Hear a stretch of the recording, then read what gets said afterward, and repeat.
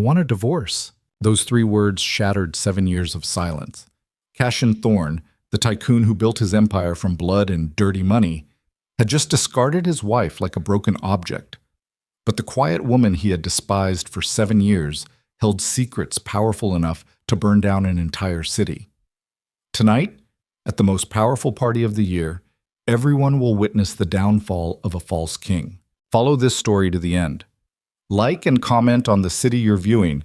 I want to know how far my story has come. Rain hit the penthouse windows like fists demanding entry. Each drop exploded against the glass 40 stories above a city that never stopped eating its own children.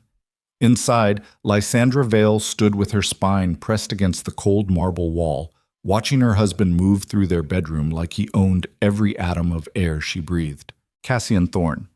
6 feet of tailored arrogance wrapped in a $12,000 suit. He adjusted his cufflinks, platinum, engraved with the Thorne Empire crest he'd designed himself, and she noticed his hands didn't shake. Not even a tremor. 7 years she'd watched those hands. 7 years she'd memorized every gesture, every micro-expression that crossed his face when he thought no one was looking. Tonight, he wasn't even pretending to look at her. "The car will be here in 10 minutes, he said. His voice carried that particular flatness he reserved for dismissing servants. "Make sure the cook leaves something for breakfast. I won't be back until late." Lysandra's fingers curled against the silk of her dress. The fabric was champagne-colored, expensive, forgettable. Everything he'd ever dressed her in was forgettable.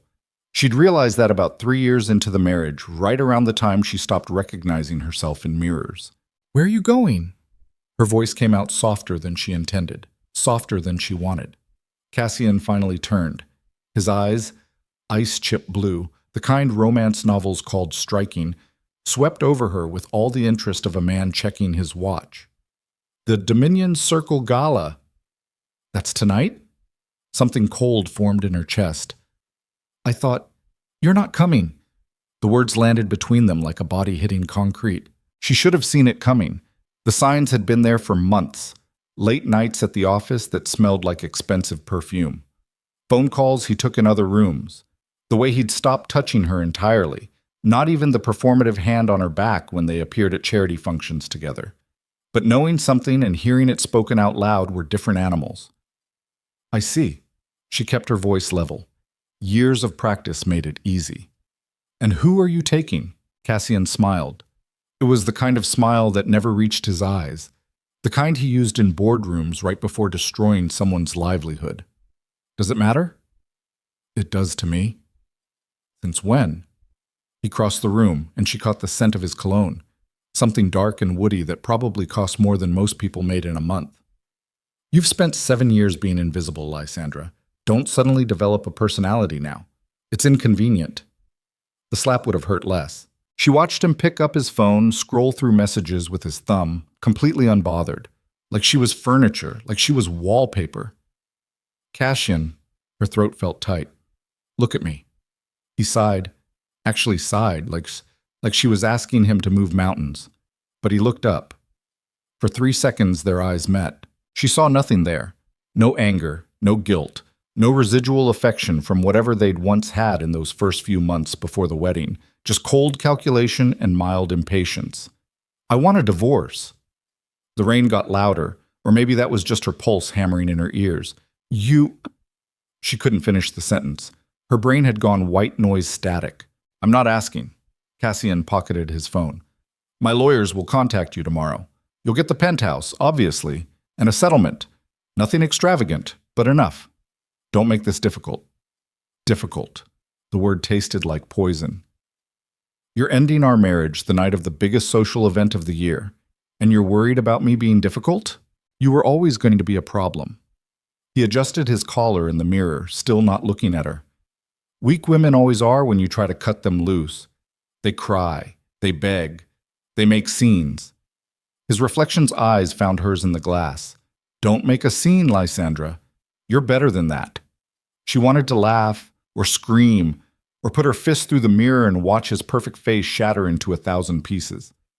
Instead, she asked, "Why? Why what? Why did you marry me?" Now he turned fully, and something almost like pity crossed his features. You really don't know? She waited. The Vale name. He said it like it was obvious, like she was stupid for not understanding. 7 years ago, I needed legitimacy. Old money. A connection to the families that actually built this city before people like me crawled up from the gutters. He straightened his tie. You were perfect, quiet, forgettable. Too damaged by whatever the fuck happened to your family to ask questions. Each word was a surgical cut. I took the name, he continued. I took the connections. I built something real. And now? He spread his hands like a magician revealing the final trick. I don't need you anymore. Downstairs, a car horn echoed up from street level. Cassian grabbed his coat. That's my ride. He walked past her toward the door, and she caught a glimpse of red fabric through the doorway. A woman waited in the living room. Young, beautiful, draped in a dress that cost more than charity. The mistress, finally given a face. The girl looked at Lysandra with something between pity and triumph. The door clicked shut. Lysandra stood in his bedroom for exactly 5 seconds, counting her heartbeats. Then she crossed to the far wall where a painting hung. Abstract, ugly, something Cassian had bought because a gallery owner told him it was investment worthy. She pushed the frame aside. Behind it, a hidden safe. Biometric lock. She pressed her thumb to the scanner and the door swung open with a soft pneumatic hiss. Inside, 3 items. A black envelope. Dusk paper, expensive. Sealed with red wax pressed with a crest. Most people in this city only saw in history books. The Vale Syndicate mark. A phone. Old model, single number programmed into it. And a photograph, faded at the edges. A young woman, Lysandra, maybe 19, standing beside a man whose face could have been carved from granite. Dangerous eyes. Scarred knuckles. The kind of man who made violence look like poetry. Roman Volkov. She picked up the phone. Her hand was steady. That surprised her. She thought it would shake. 1 ring, 2. A voice answered, deep, controlled. She hadn't heard it in 7 years, but her body remembered it like a scar remembers the knife. Lysandra. Just her name, but the way he said it carried 7 years of waiting. I need you to come get me, she said. Silence on the line. But not empty silence. She could hear him breathing, could imagine him in whatever dark room he occupied, could see him standing, moving, already planning. Where? He asked. The Dominion Circle Gala, Waldorf Sovereign, 10 o'clock. That's Cassian's event. I know. Another pause. Then something that might have been a smile in his voice. What did he do? What he was always going to do. She could hear him moving now. Footsteps. A door closing. The click of a weapon being checked. I'll be there, Roman said. And Lysandra? Yes? Don't change your mind. Not this time. The line went dead. She set the phone down and picked up the black envelope. 7 years she'd kept this sealed. 7 years she'd honored the promise she made herself when she agreed to disappear into Cassian Thorne's perfect, empty life. The wax seal cracked under her thumb. Inside were documents, contracts, ledgers, offshore account numbers, a web of financial connections that would take forensic accountants months to unravel if they were looking for it. But she knew exactly what she was looking at. The truth, Cassian Thorne's empire. Every shipping route, every offshore investment, every political connection he'd spent 7 years bragging about was built on ground her family owned. The Vale Syndicate had put 42% of his entire operation together before she'd ever said, I do. Silent holdings, invisible strings. Her family's wedding gift to a daughter they'd asked to become a ghost. He'd thought he was using her. The irony could have killed. Lysandra walked to her closet. In the back, behind the parade of forgettable dresses in beige and cream and soft pink, hung a single garment wrapped in black fabric. She pulled it free. The dress was midnight silk and sharp angles, the kind of thing that looked like armor disguised as couture. She'd had it made 5 years ago, right after the first time Cassian brought his mistress to one of their properties and thought Lysandra wouldn't notice. She'd never worn it, never had a reason, until tonight. She stripped off the champagne silk and let it pool on the floor like shed skin. The black dress slid on like war paint. She pulled her hair back, severe, unforgettable. Found the jewelry box she'd buried at the bottom of a drawer. The diamonds had belonged to her grandmother. Cold fire against her throat. Each stone had a body count. She'd forgotten that for 7 years. Time to remember. The rain hadn't let up when she walked downstairs. The penthouse felt different now. Smaller. Like a cage she'd forgotten she had the key to. Her phone buzzed. Unknown number. Outside. Black sedan. Tinted windows. She grabbed a coat, long, black, dramatic, and walked toward the elevator. Her heels clicked against marble. The sound echoed. She tried to remember the last time she'd walked through this apartment and actually felt present in her own footsteps. The elevator descended in silence. When the doors opened on the ground floor, Malik the doorman straightened like she'd pulled a string. His eyes went wide. "Mrs. Thorne, Ms. Vale," she corrected. Her voice came out different, sharper. "As of tonight." He blinked, then nodded slowly. "Ms. Vale, can I call you a car?" "Already handled." She pushed through the doors into rain-soaked night air. The city smelled like wet asphalt and exhaust and 10 million secrets rotting in the dark. The black sedan idled at the curb, exactly where it said it would be. The back door opened. Roman Volkov sat in shadow. 7 years older, 7 years more dangerous. His suit was dark gray, perfectly cut, the kind of thing that whispered money so old it had forgotten how to talk. But that wasn't what made people afraid of him. It was his eyes. They looked at her the way Cassian never had, like she was real. "Hello, Lys." The old nickname hit her chest like a fist. No one had called her that in 7 years. She slid into the seat beside him. The door closed. The driver pulled away from the curb, and the penthouse disappeared in the rear view like a memory. "You look," Roman started. "Different," she finished. "I know." "I was going to say dangerous." She met his eyes. "Good." They drove in silence for 3 blocks. Outside, the city scrolled past in streaks of neon and darkness. Inside the car, the air felt dense, heavy with everything they weren't saying. "He asked for a divorce," she said finally. "I know." "How?" Roman's smile was thin. "I've had people watching him for 7 years. You think I let you disappear into that tower without keeping eyes on you?" Something in her chest cracked. "Roman, don't." His voice went hard. "You made me promise to stay away. I honored that, but I never stopped watching." The car turned onto Fifth Avenue. Rain hammered the windshield. Through the water-streaked glass, she could see the Waldorf Sovereign rising like a monument to excess. Every window blazed with light. Limousines queued at the entrance. Women in gowns that cost more than houses stepped onto red carpet, while cameras flashed like artillery fire. The Dominion Circle Gala. Where the city's real power came to remind itself it was untouchable. "What's the plan?" Roman asked. Lysandra pulled the envelope from her coat. "I'm going to take back what's mine." "That's not a plan. That's a declaration of war." "Good." She looked at him. "Are you with me?" Roman's hand moved across the seat, covered hers. His fingers were warm, calloused, scarred. "I've been with you since you were 19 years old and tried to rob my card game with a fake gun." Despite everything, she almost smiled. "That feels like a different life." "It was." His grip tightened. "You ready to go back to it?" The car stopped at the Waldorf entrance. Through the window, she could see Cassian in the distance, surrounded by sycophants and power brokers. His mistress hung on his arm like a trophy.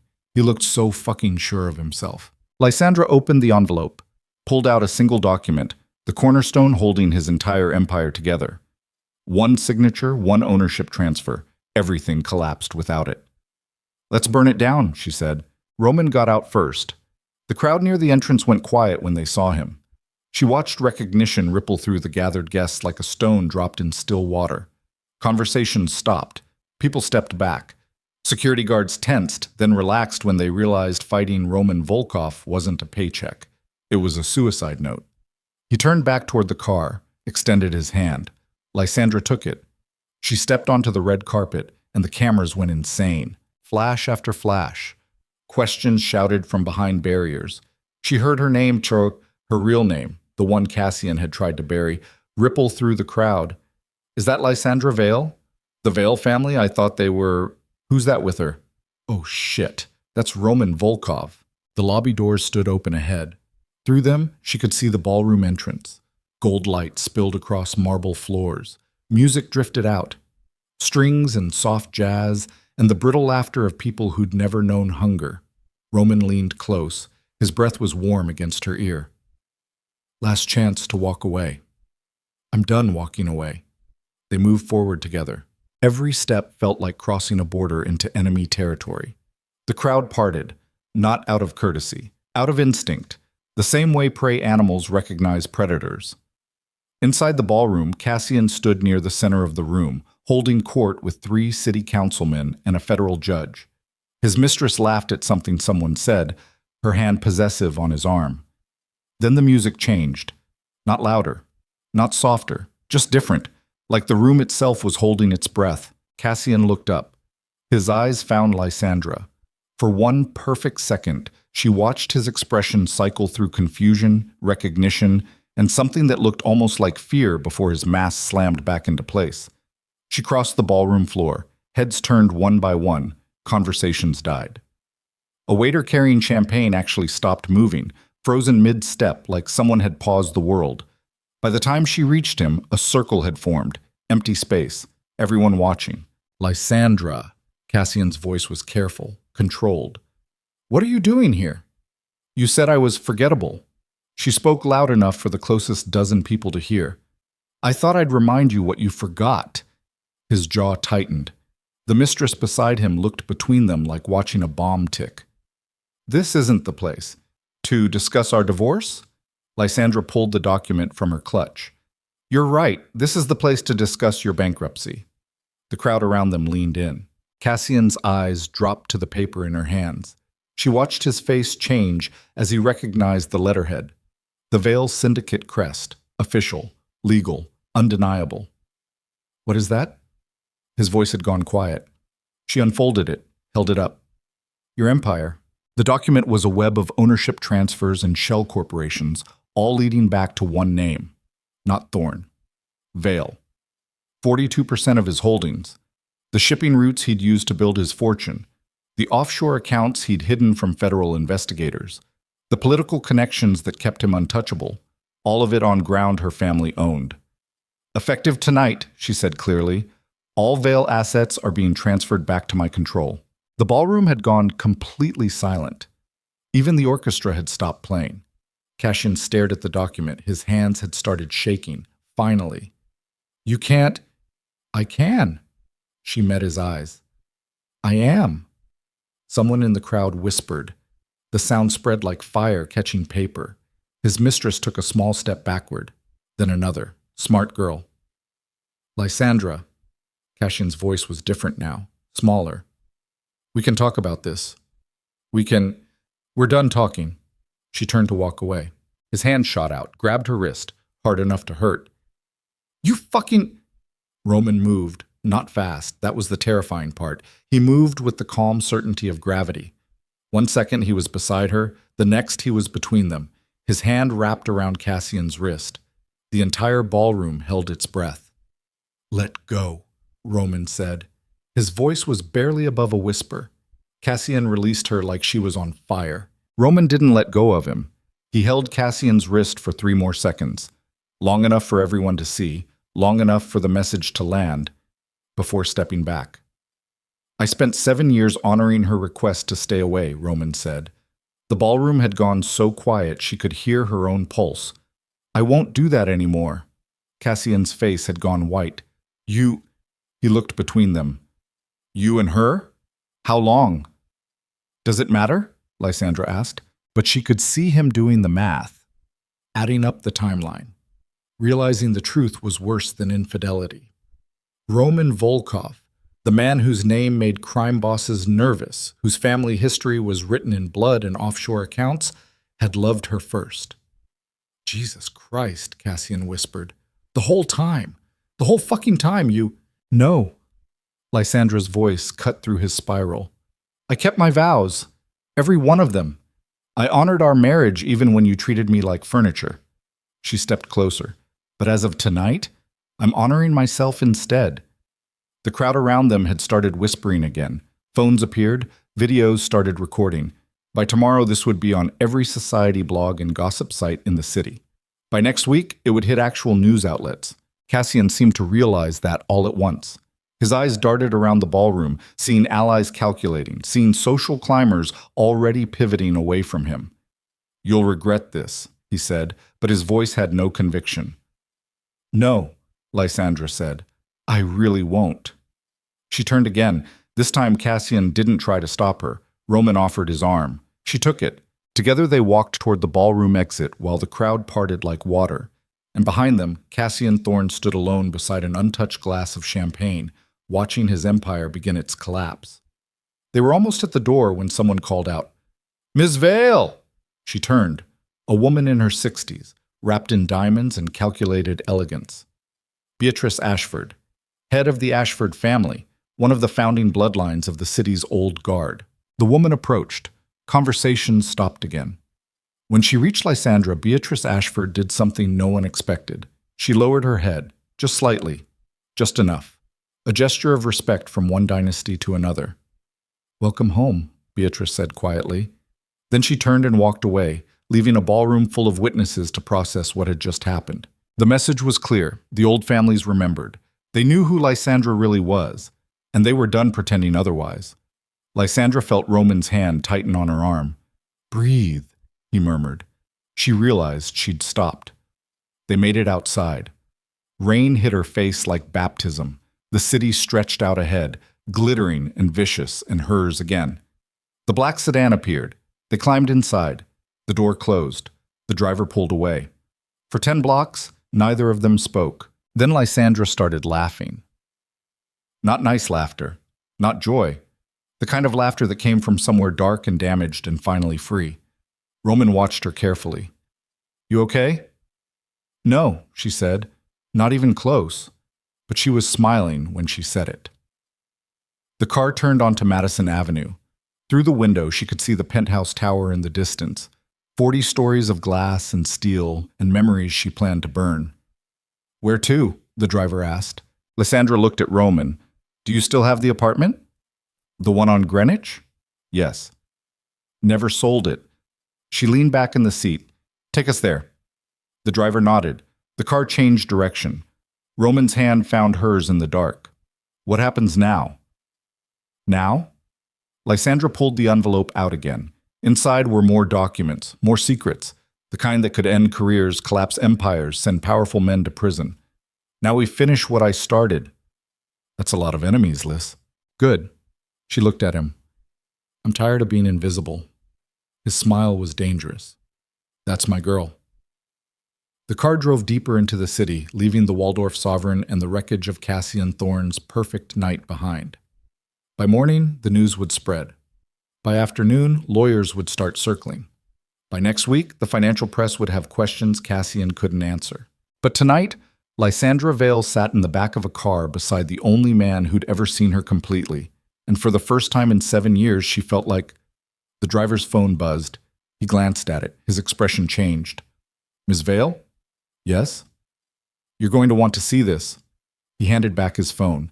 The screen showed a news alert. Breaking story. Posted 6 minutes ago. Thorne Empire under federal investigation. Anonymous tip leads to raid on financial holdings. Lysandra's heart stopped. She looked at Roman. He looked confused. "That wasn't me." "Then who?" Her phone rang. Unknown number again. She answered, a woman's voice. Young, scared. "Ms. Vale, this is Jennifer. I was Cassian's assistant." "Was?" "I just got fired. Tonight, after the gala." The girl was talking fast, like she might lose her nerve. "He told me to erase files, financial records, offshore accounts. But She paused. "I saved everything. And I sent it to the FBI before he could..." "Why?" Lysandra asked. "Because he made me lie for him. For 3 years, I covered for his affairs, his bribes, his everything. And tonight, when he came back from the gala, he called me a stupid bitch and told me to disappear." The girl's voice cracked. "So I made him disappear instead." Lysandra closed her eyes. "Where are you now?" "Somewhere safe, I think. I don't..." The girl was crying. "I'm sorry. I know you probably hate him too, but I thought you should know. The feds are going to come after everything, including whatever you're planning. Thank you, Lysandra said. Stay safe. She hung up. Roman was already reading something on his own phone. It's real. Federal building just confirmed. They're moving on his accounts tonight. All of them? Everything. He looked up. Lys, this changes the timeline. Whatever you were planning, you need to move fast, before they freeze everything. She felt her pulse kick into overdrive. How fast? Hours. Maybe less. The car was still moving through rain-soaked streets. Outside, the city looked the same as it always had. Indifferent, hungry, waiting to see who'd survive the night. Lysandra pulled out her phone, started typing a text to her family's lawyer. 3 sentences, clear instructions, transfer the holdings, lock down the assets, trigger every fail-safe her family had put in place 7 years ago. Send. The response came back in seconds. Confirmed. Executing now. She looked at Roman. It's done. Just like that? Just like that. They sat in silence while the city scrolled past, and somewhere across town, federal agents descended on Cassian Thorne's empire like locusts on a harvest, and every carefully constructed lie he'd built his life on began crumbling to dust. The car stopped in front of a building on Greenwich, pre-war. Elegant. The kind of place where people knew how to mind their business. Roman got out first, checked the street, then nodded. Lysandra stepped into the rain again. It was falling harder now, drumming against the pavement like applause. Inside, the building smelled like old wood, an expensive silence. They took the stairs to the 3rd floor. Roman unlocked a door. The apartment beyond was dark. He flipped a switch, and warm light filled a space that looked frozen in time. Books on shelves, photographs on walls. A life he'd kept waiting. How long has it been since anyone lived here? She asked. 7 years. He closed the door behind them. Give or take. She walked to the window. From here she could see the financial district glowing in the distance. Cassian's office building was lit up like a target. Her phone buzzed again. Another news alert. Cassian Thorne taken into federal custody. Charges include money laundering, bribery, tax evasion. She showed Roman. He read it, then smiled. Faster than I expected. His assistant said he tried to destroy evidence. That'll do it. They stood together by the window, watching the city that had almost destroyed her finally turn its teeth on someone else. You know what happens next, Roman said quietly. The families will move.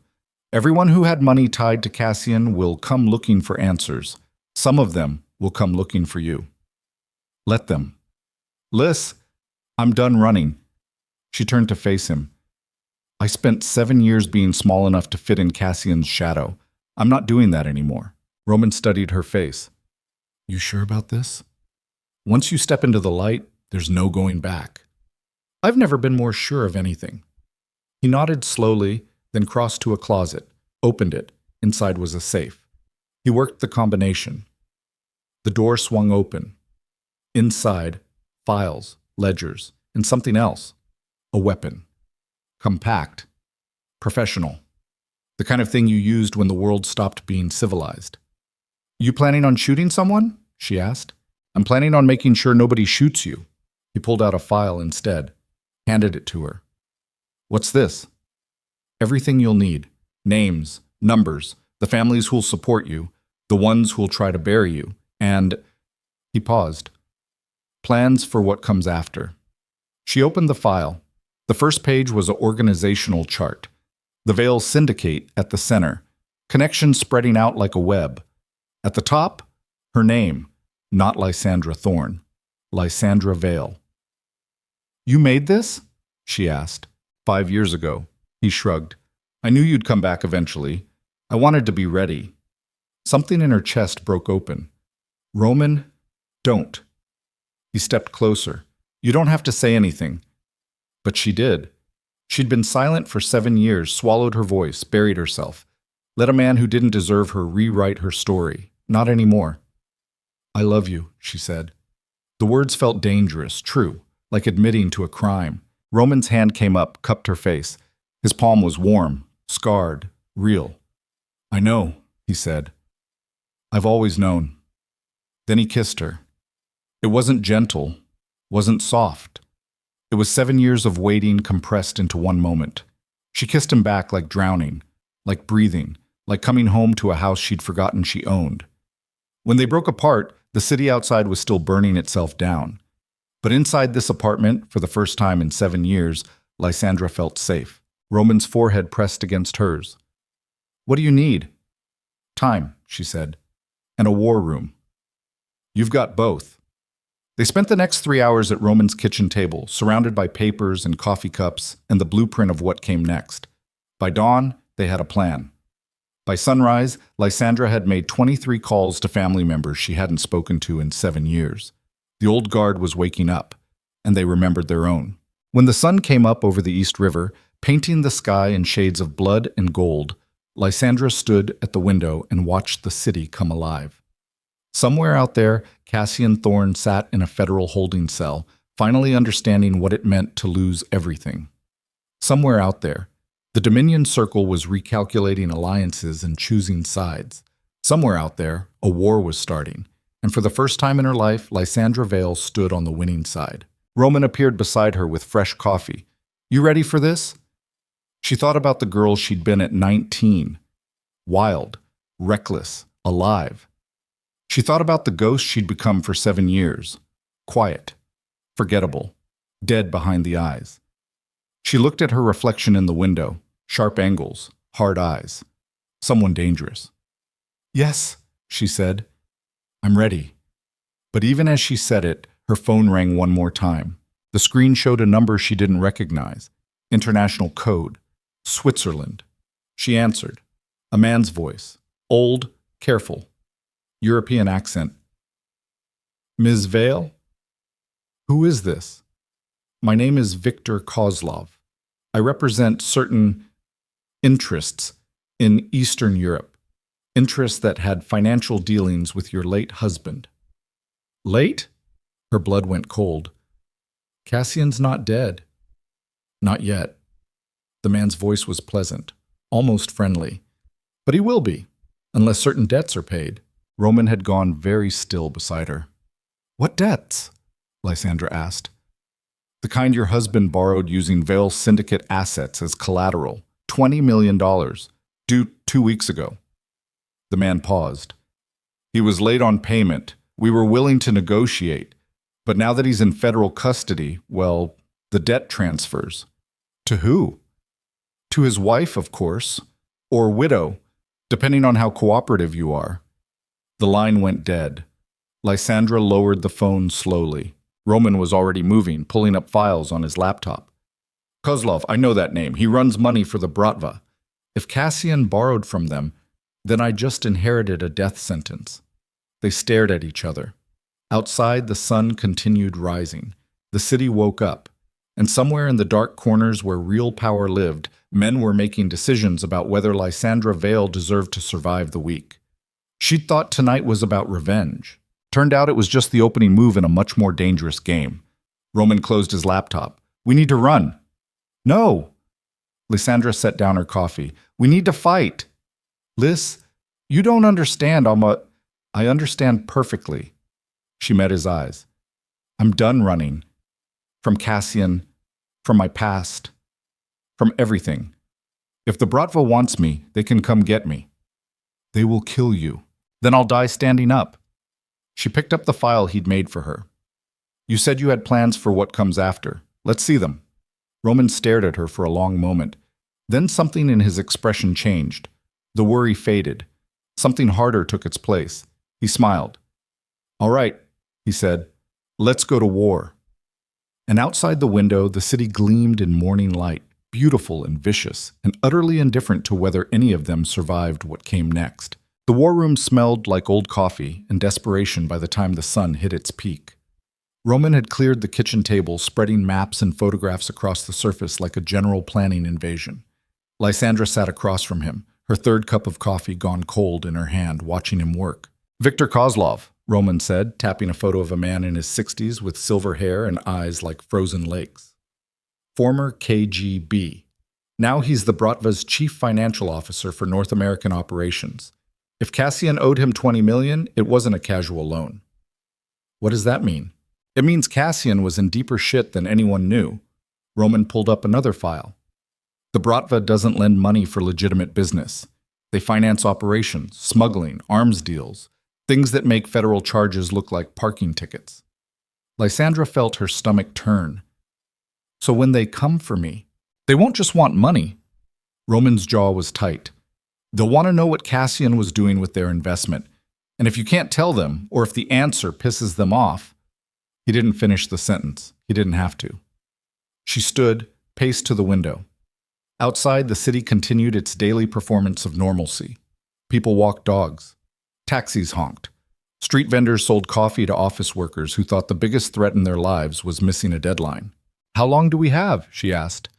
Kozlov called from Switzerland. "That buys us maybe 48 hours before his people show up in person." Roman closed the laptop. "But that's not our only problem." "What else?" "Your family." The words hit her like a slap. "What about them?" "You just reclaimed 42% of a major criminal enterprise and publicly humiliated one of the city's most visible power brokers. The old families will have questions." Roman's voice was careful. Too careful. "And the Vale Syndicate has rules about how things are done." "I know the rules," Lysandra said. "I grew up with them. You also walked away from them 7 years ago." "Because they asked me to." "No." Roman stood, moved closer. "They asked you to marry Cassian Thorne and create a bridge between old money and new. You were supposed to be an ambassador, a connection." His eyes were hard now. "You weren't supposed to disappear." Lysandra felt her pulse quicken. "What are you saying?" "I'm saying your uncle probably has opinions about how you handled tonight, and Victor Vale's opinions have a tendency to become policy very quickly." She turned away.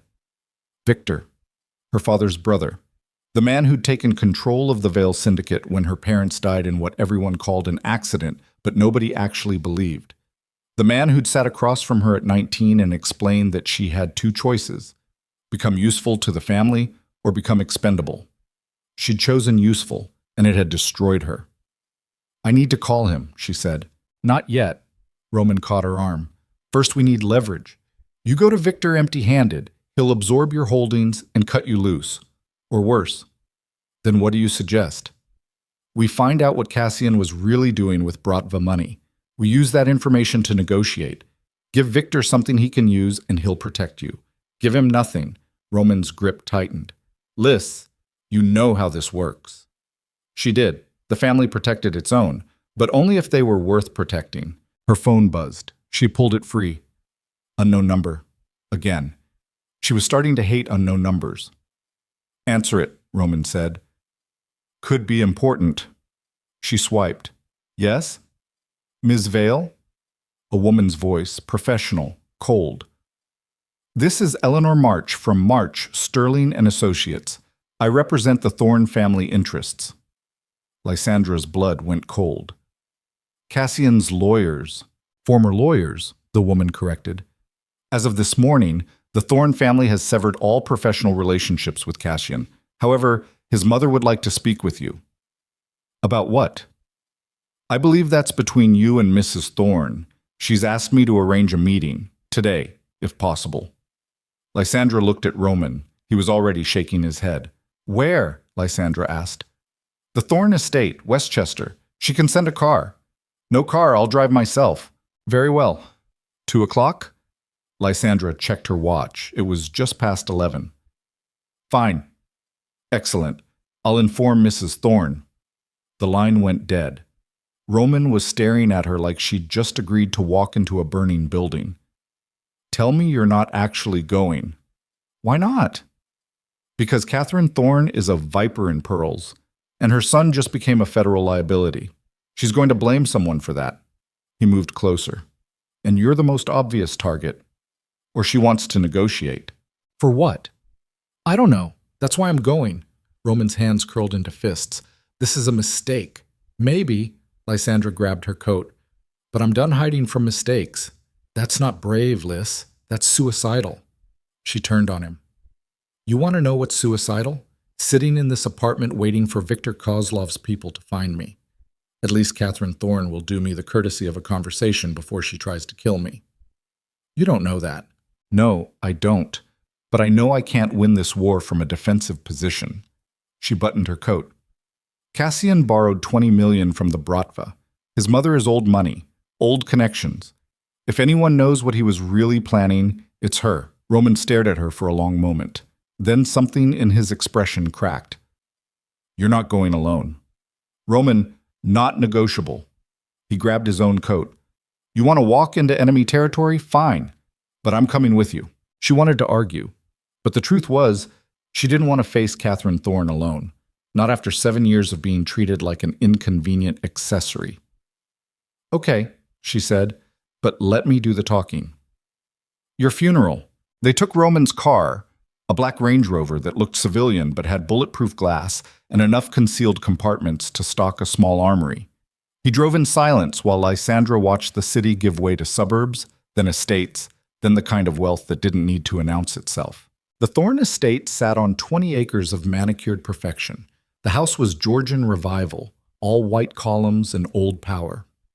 As they pulled up the circular driveway, Lysandra saw curtains move in an upper window. Someone was watching.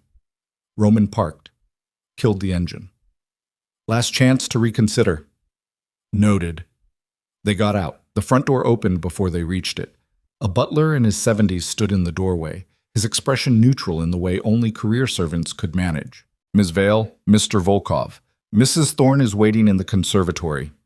He led them through a house that smelled like old money and older secrets.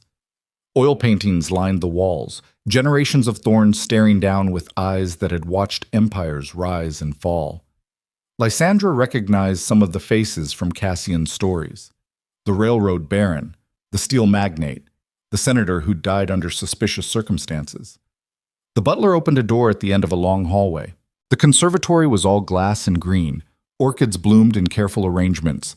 Sunlight filtered through leaves. And in the center of it all, sitting in a high-backed wicker chair like a queen on a throne, was Catherine Thorne.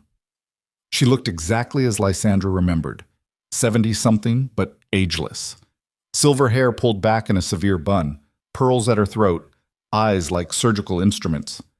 "Lysandra," Catherine didn't stand, didn't offer her hand. "You look different." "So do you." "Liar." The old woman's smile was thin, but a polite one. "Sit." Lysandra sat. Roman remained standing behind her, a silent threat. Catherine noticed. "Your guard dog has manners, I see." "He's not my guard dog." "No?" Catherine's eyes moved to Roman, then back to Lysandra. "Then what is he?" "Mine," Lysandra said simply. The old woman's eyebrow rose. "How interesting. And does he know about the arrangement you had with my son?" "There was no arrangement. There was a marriage. And it's over." "Yes. So I've heard."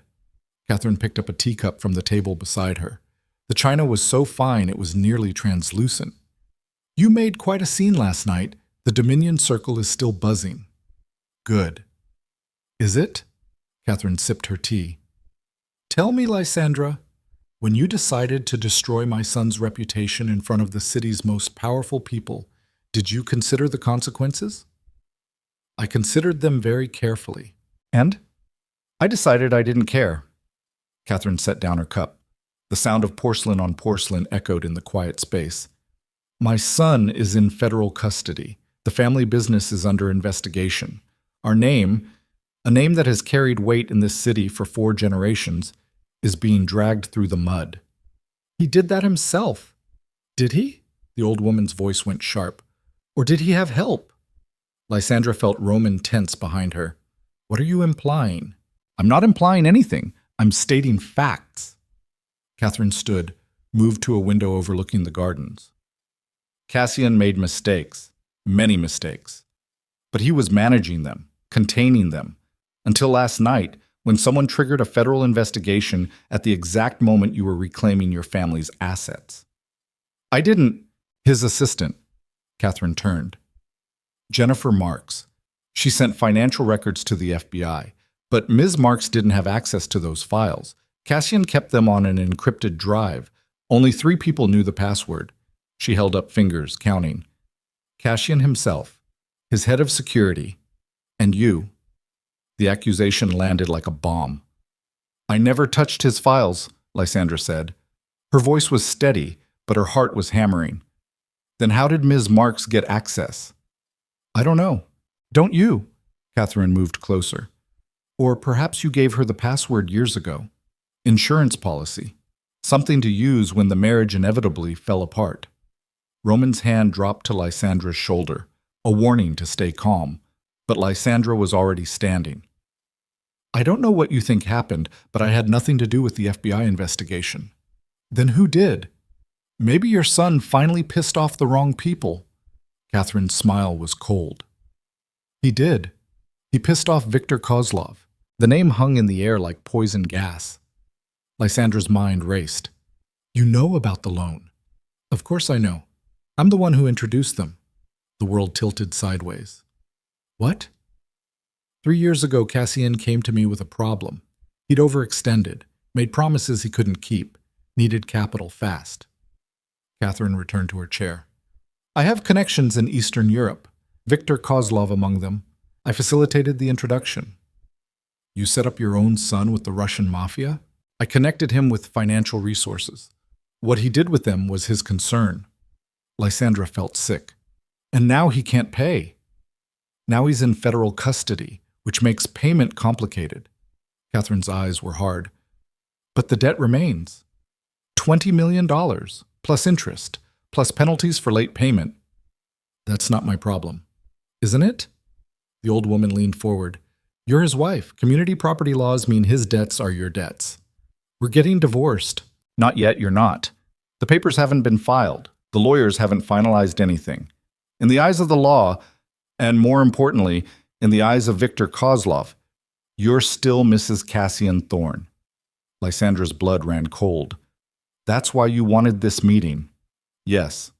To tell me I'm on the hook for your son's mistakes. To offer you a solution. Catherine pulled an envelope from beside her chair. Cream-colored paper. Expensive. The Thorne family will cover the debt, all $20 million, plus interest. Why?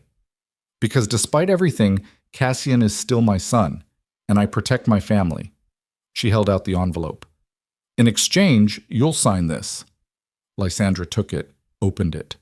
Inside was a legal document, dense language, but the key points were clear enough. She'd sign over all rights to the Vale holdings that had been integrated into Cassian's empire. She'd agree never to speak publicly about the Thorne family, and she'd disappear. You want to buy my silence, Lysandra said. I want to clean up my son's mess. You're part of that mess. Roman's hand tightened on her shoulder. Don't sign anything. But Lysandra was already reading further. Her eyes caught on a clause near the bottom. A stipulation about assets transferred before the marriage. Her blood went cold.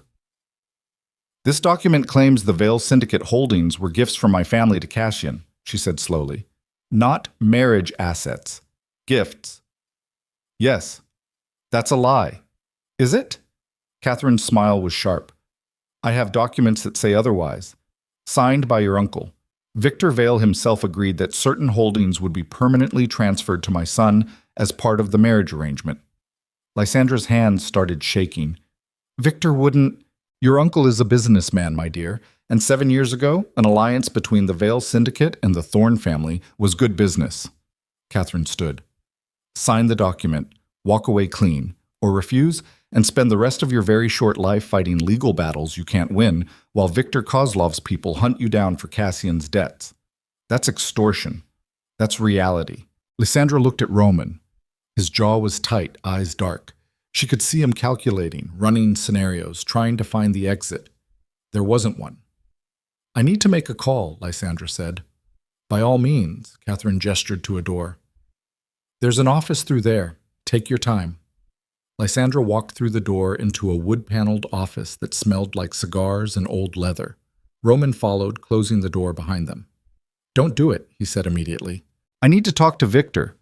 Lys, she's claiming my uncle signed away family assets. If that's true, it's not true, it can't be. Then I need to hear him say it. She pulled out her phone, found the number she hadn't dialed in 7 years. Her thumb hovered over the call button. You sure? Roman asked quietly. No. She wasn't sure about anything anymore, but she pressed the button anyway. 1 ring, 2, 3. Lysandra, her uncle's voice, deep, controlled, exactly as she remembered.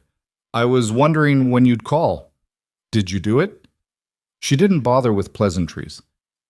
Did you sign documents giving my inheritance to Cassian Thorne? Silence on the line. Uncle Victor, answer me. I did what was necessary, he said finally. The world dropped away beneath her feet. Why? Because 7 years ago, you were a liability. Wild, reckless, dating a man who terrified half the city. His voice was matter of fact. The family needed stability. Cassian Thorne offered that. A marriage. An alliance. But he wanted assurances. So you gave him my inheritance. I gave him collateral, with the understanding that if the marriage failed, the assets would revert to family control. Victor paused. Which they have. The holdings you reclaimed last night are legally yours. But Catherine Thorne has documents. Catherine Thorne has forgeries, good ones, but forgeries nonetheless. Her uncle's voice went hard. Which brings me to why I'm actually calling. You called me. I called you. Semantics. Listen carefully, Lysandra. You have put this family in a very delicate position. Your public display last night drew attention we don't need, and your husband's federal investigation is now threatening to expose connections the family spent decades hiding. Ex-husband. Not legally. Not yet. Victor's tone was sharp, which means his problems are your problems, and your problems are family problems. I'm handling it. Are you? Victor Kozlov called me this morning. He's very interested in speaking with you about Cassian's outstanding debt. Her throat went tight. What did you tell him? That I'd look into it, but Lysandra, you need to understand something. The family can't protect you from the Bratva. Not without significant cost. Possibly war. So you're cutting me loose. I'm being pragmatic. His voice softened slightly. You're my brother's daughter. I don't want to see you hurt. But I also can't risk decades of carefully maintained peace because you decided to play power games with a man who never deserved you in the first place. Lysandra's hand clenched around the phone. What do you want me to do? Pay the debt. Sign Catherine Thorne's document. Disappear for a while. Let the investigation blow over. He paused. And Lysandra? Stay away from Roman Volkov. His protection comes with strings you can't afford. The line went dead. Lysandra stood in the office, phone still pressed to her ear, while Roman watched her face cycle through emotions she didn't have names for. What did he say? Roman asked. He told me to pay the debt and disappear. Fuck that. He's right, though. She set the phone down. I'm a liability. To my family. To you. To everyone. Stop. Roman, no. He grabbed her shoulders, turned her to face him. I don't care what your uncle says. I don't care what Catherine Thorne threatens. You're not signing that document. What choice do I have? We run. Right now. I have places, resources. We can disappear, really disappear, somewhere the Bratva can't find us. For how long? A year? 5 years? The rest of our lives? She pulled away. That's not living. That's just hiding in a nicer cage. Better than dead. Is it? He stared at her. You'd rather sign away everything than run with me? That's not what I'm saying. Then what are you saying? I'm saying I'm tired. The words came out louder than she intended. I'm tired of men deciding my future, tired of being a chess piece, tired of running and hiding and shrinking myself to fit into someone else's plan for my life. So what's your plan? I don't know. She pressed her palms against her eyes. I don't fucking know. A knock at the door. Catherine Thorne's voice drifted through. Have you made your decision? Lysandra looked at Roman. His jaw was tight, eyes dark with something between fear and rage. Don't do this, he said quietly. I have to. No, you don't. But she was already opening the door. Catherine stood in the conservatory, the document laid out on a table beside a fountain pen that probably cost more than most people's cars. Well? The old woman asked. Lysandra picked up the pen. It was heavy, solid, real. Behind her she heard Roman make a sound low in his throat. Not quite a growl, almost a plea. She looked at the document, all those clauses, all that dense legal language designed to erase her from her own story. Her hand trembled. Lysandra, Catherine's voice was almost gentle. I know this isn't easy, but it's necessary, for everyone. For you, Lysandra corrected. For survival. The old woman's mask cracked slightly. You think I wanted this? You think I wanted to watch my son become what he became? She looked away. Cassian was brilliant once, before the ambition ate him alive, before he started believing his own myths. She turned back. I'm trying to save what's left of him. And you. Sign the paper. Walk away. Let us all move forward. Lysandra's pen touched the signature line. Roman's phone rang, loud in the quiet space. He pulled it out, glanced at the screen, and his entire body went rigid. Don't answer that, Catherine said. But Roman was already swiping. Yes? His face went white. When? He asked. Then, how many? He looked at Lysandra. The fear in his eyes was absolute. We need to go, he said. Right now. What? Viktor Kozlov's people just hit my apartment. They're looking for you. The pen dropped from Lysandra's hand. They tore the place apart, Roman continued, and they left a message. You have 12 hours to deliver payment in full, or they start taking pieces. Catherine Thorne had gone very still. They found you that quickly? They've been watching. Roman grabbed Lysandra's arm. We need to move, now. Wait. Catherine stepped forward. If the Bratva is already here, then signing your document won't help her, Roman finished. Kozlov doesn't care about legal agreements. He wants his money. Or what? Lysandra asked. Her voice sounded distant to her own ears. Roman met her eyes. Or he makes an example. Something public, something brutal, the kind of message that keeps people afraid for generations.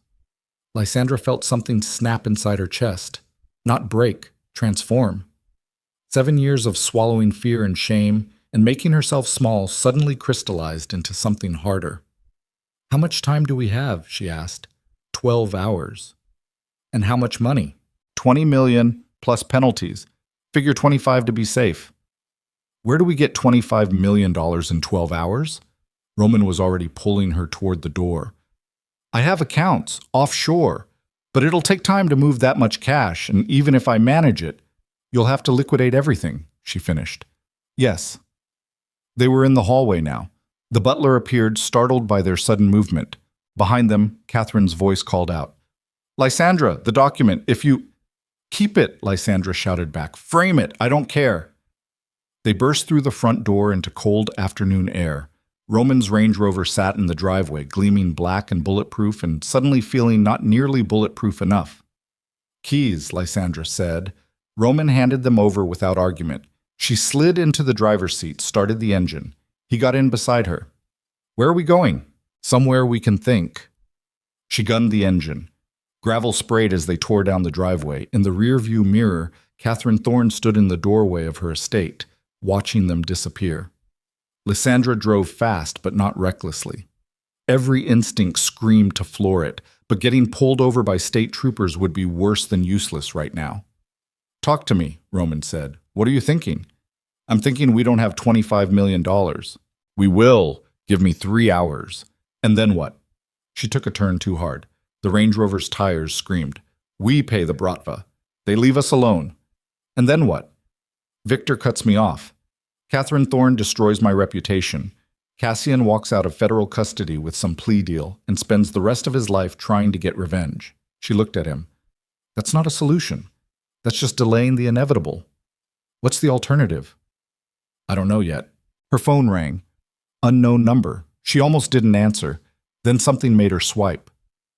What? She snapped. Ms. Vale? A man's voice, young, nervous. This is Derek Chen. I was one of Cassian's financial analysts. What do you want? I want to help you. Lysandra's eyes narrowed. Why? Because Cassian is a piece of shit who underpaid me for 3 years and then tried to frame me for securities fraud when the feds came knocking. The young man's voice hardened. And because I know what he was doing with Viktor Kozlov's money. Lysandra's foot eased off the gas. You do? All of it, every account, every transaction, every single place he hid that 20 million before he lost it. Lost it how? Bad investments. Terrible investments. He tried to flip the Bratva's money into quick profit, cryptocurrency, tech startups, high-risk derivatives. Derek laughed bitterly. He thought he was a genius. Turns out he was just another rich idiot gambling with borrowed money. Lysandra pulled onto the shoulder. Put the Range Rover in park. How much did he lose?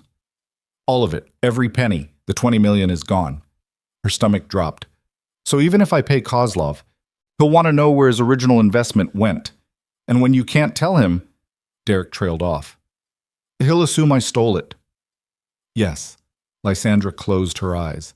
Beside her, Roman was very still. Why are you telling me this? She asked. Because I have copies of everything, every transaction, every account, proof that Cassian lost the money, not you, and proof of something else. What? Catherine Thorne knew. She knew her son was losing Kozlov's money, and she helped him cover it up, moved funds around, created shell companies, all while telling Kozlov everything was fine. Lysandra's eyes opened. Can you prove it? I have emails, wire transfers, recorded phone calls. Derek's voice dropped.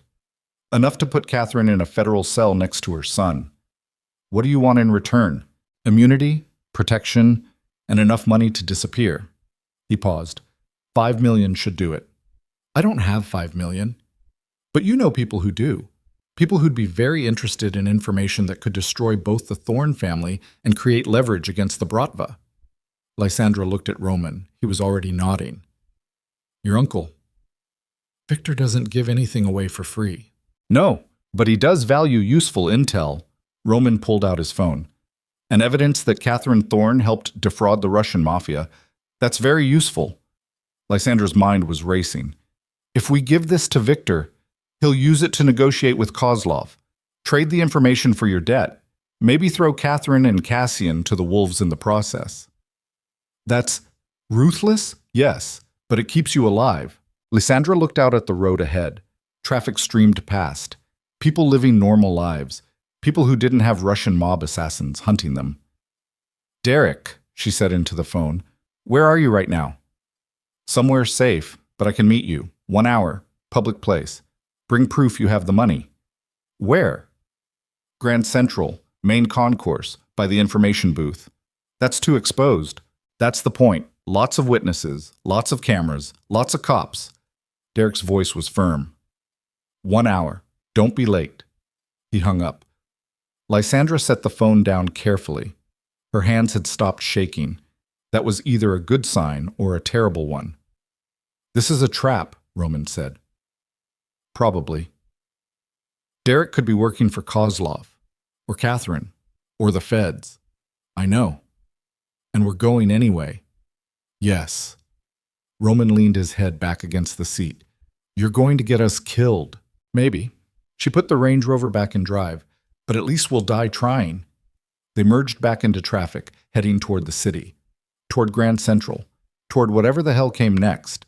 Lysandra's phone buzzed again. A text this time. Unknown number. She opened it. A photograph. Black and white. Taken from a distance, but clear enough. Roman's apartment building. The front entrance. And standing on the sidewalk looking up at the windows was a man in a long coat, silver hair, cold eyes. Victor Kozlov. He was already here. The text that followed was simple. Tick-tock. Lysandra showed Roman. He stared at the image. Then very quietly, very calmly, he said, We're not going to make it 12 hours. No, Lysandra agreed. We're not. They drove in silence for 5 miles. Then Lysandra's hands tightened on the steering wheel. Roman. Yeah? If this goes wrong, it won't. But if it does, then we go down together. He reached across the console, took her hand. No more running, no more hiding. Whatever happens, we face it standing up. She squeezed his fingers. That's a terrible plan. You got a better one? She didn't. The Manhattan skyline appeared ahead. Concrete and glass and 10 million people living and dying and never knowing how close to the edge they really were. Lysandra pressed the accelerator. They had 1 hour to meet Derek Chen, 1 hour to verify his information, 1 hour to decide if they were trading evidence to her uncle or trying something even more desperate. Somewhere behind them, Viktor Kozlov's people were closing in. Somewhere ahead, Derek Chen waited with information that could save them or damn them. And somewhere in between, Lysandra Vale finally understood the truth that had been staring her in the face since the moment Cassian asked for a divorce. She'd never really escaped her family's world. She'd just been waiting for it to pull her back in. The city swallowed them whole, and the clock kept ticking, and somewhere in the dark corners where power and violence intersected, men were making bets on how long she'd survive. Lysandra planned to make them lose their money. Grand Central Terminal looked like a cathedral built to worship movement. Afternoon light poured through the eastern windows, turning the main concourse into a stage where 1,000 people performed the daily ritual of going somewhere else. Lysandra stood near the information booth, Roman a half step behind her, and watched faces blur past like water flowing around stones. "He's late," Roman said. His voice was tight. She could feel the tension radiating off him like heat from asphalt. "It's been 3 minutes." "That's 3 minutes we don't have." Lysandra's phone showed 3:47 p.m. Derek Chen had said 1 hour. They'd made it with 8 minutes to spare, driving like the city was ending. Now those 8 minutes had become 5, then 3, and Derek Chen was nowhere. "There." Roman's hand touched her elbow. 2 o'clock. Blue jacket, glasses. She followed his gaze. A young man in his late 20s threaded through the crowd, head down, laptop bag clutched against his chest like body armor. He looked exactly like what he was, someone who'd spent too many years staring at spreadsheets and not enough time learning how to hide. Derek stopped 10 feet away. His eyes darted across the concourse, cataloging exits, counting security guards, mapping escape routes. Amateur hour. But Lysandra couldn't blame him. She felt the same electric panic under her skin. "Ms. Vale?" Derek's voice was quieter than it had been on the phone. "You're late." "I was making sure no one followed me." He shifted his weight. "Did you bring the money? Did you bring the proof?" Derek's hand moved to his laptop bag, then stopped. "How do I know I can trust you?" "You don't." Lysandra took a step closer. Around them, commuters flowed past, oblivious. "Same way I don't know I can trust you, so we both take a leap or we both walk away. Your choice."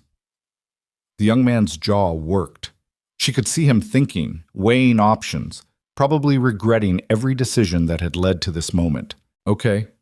He pulled a tablet from his bag. Older model, cracked screen. "Everything's on here, encrypted. I'll give you the password once I see proof of funds." Roman pulled out his phone. A few swipes and he turned the screen toward Derek. A banking interface. Account balance showing $5 million in an offshore holding. "That can be transferred to any account you specify," Roman said. "The moment we verify your information is real." Derek stared at the number. Lysandra watched greed and fear war across his face. Greed won. He held out the tablet.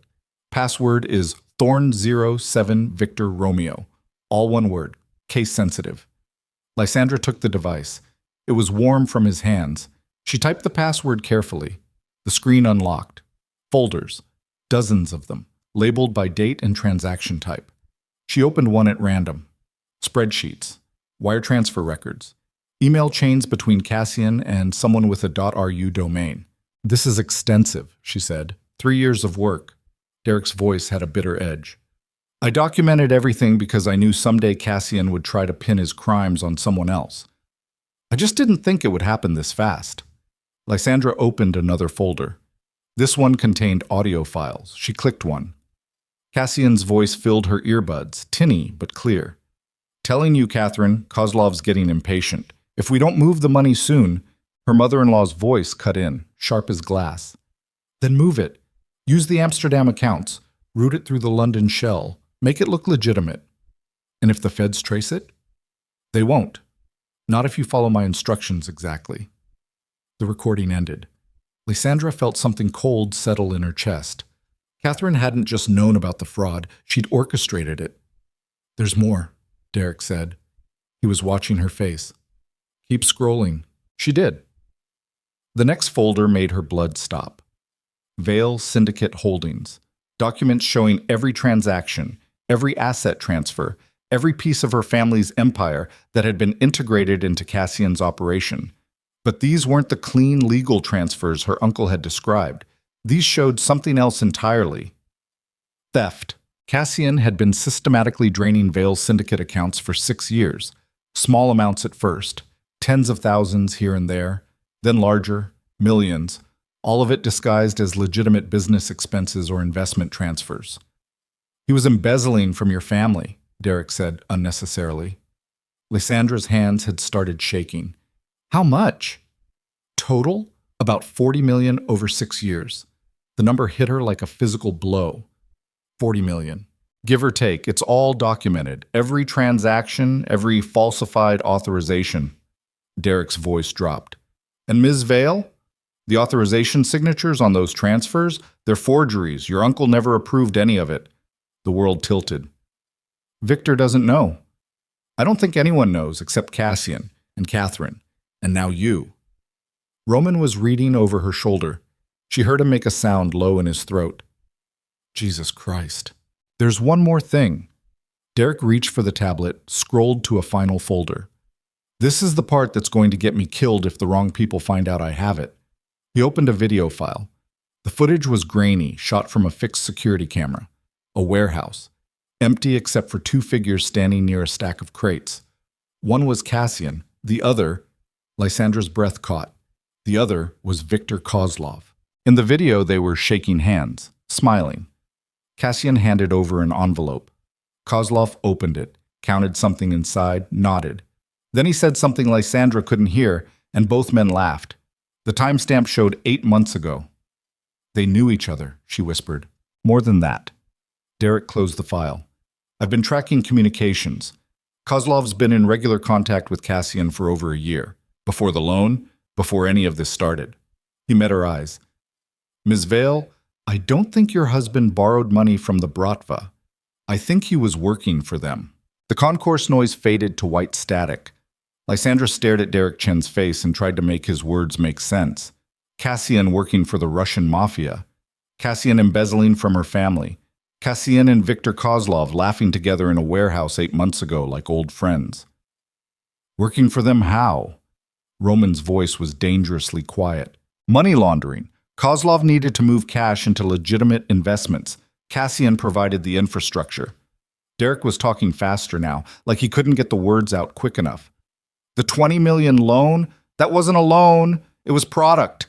Dirty money Kozlov needed cleaned. Cassian was supposed to run it through his companies, make it look legitimate, return it as clean capital. But he lost it instead, Lysandra said numbly. He gambled with it, thought he could make extra profit on the side. But the crypto markets crashed. The tech startups folded. By the time he realized how deep he was, the money was gone.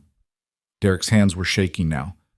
That's why Kozlov's so pissed. It's not just about the money. Cassian violated trust, made the Bratva look weak. Lysandra's mind was reeling. And Catherine? She found out about 6 months ago, tried to help him cover it up, moved funds around, created false documentation. But she couldn't replace $40 million. Derek swallowed hard. That's when Cassian came up with his plan. What plan? Derek looked at her. His eyes were full of pity. You, Ms. Vale. You were the plan. The world stopped. Cassian was going to divorce you, Derek continued. Take everything you'd reclaimed, liquidate it, use the money to pay off Kozlov, then disappear with his mistress and leave you holding the bag. Roman's hand found her shoulder. She hadn't realized she'd started swaying. When I asked for a divorce last night, Lysandra said slowly, that wasn't spontaneous. That calculated, timed. He'd already talked to Catherine, already talked to his lawyers. The plan was to provoke you into reclaiming your assets, then use the divorce proceedings to seize them as community property. Derek's voice was flat. But you moved faster than he expected. Triggered the federal investigation. Now he's locked up and can't execute the final steps. Lysandra's throat felt like someone was crushing it. So Victor Kozlov's coming after me because Cassian told him you were part of the operation. That the money was being held in Vale Syndicate accounts. That if anything went wrong, you could liquidate and pay him back. Derek pulled a final document from the tablet, showed it to her. It was a contract, signed by Cassian Thorne, and countersigned by Victor Kozlov, dated 2 months ago. The contract identified Lysandra Vale as a guarantor, a co-signer, legally responsible for the full debt. Her signature was at the bottom, forged, but convincing. "He was setting you up from the beginning," Derek said quietly. "The whole marriage, the whole 7 years. You were always meant to be the exit strategy." Lysandra's vision was tunneling. She was aware of Roman's hand on her shoulder, grounding her, aware of Derek Chen watching her with nervous sympathy, aware of 1,000 strangers flowing past, living their normal lives, completely unaware that hers was disintegrating in real time. "I need to sit down," she said. Roman guided her to a bench near the concourse wall. She sat, stared at the marble floor, tried to remember how to breathe. 7 years. 7 years she'd given to a man who'd been planning her destruction since the day they met. Every kind word, every moment of intimacy, every time she'd made herself smaller to fit his vision of the perfect wife. All of it theater, all of it manipulation. She'd thought she was escaping by reclaiming her assets. She'd actually walked straight into his trap. "Lys." Roman crouched in front of her. His hands framed her face, forcing her to look at him. "Stay with me." "He used me." Her voice sounded distant. "For 7 years he used me." "I know. And Victor Kozlov thinks I'm in on it." "Yes. Which means even if we pay the debt, he'll want revenge, because he thinks I helped Cassian steal from him." Roman's jaw tightened. "Yes." Lysandra looked past him to where Derek Chen stood, still clutching his laptop bag. "How do I prove I wasn't involved?" "You can't." Derek's voice was apologetic. "Not easily.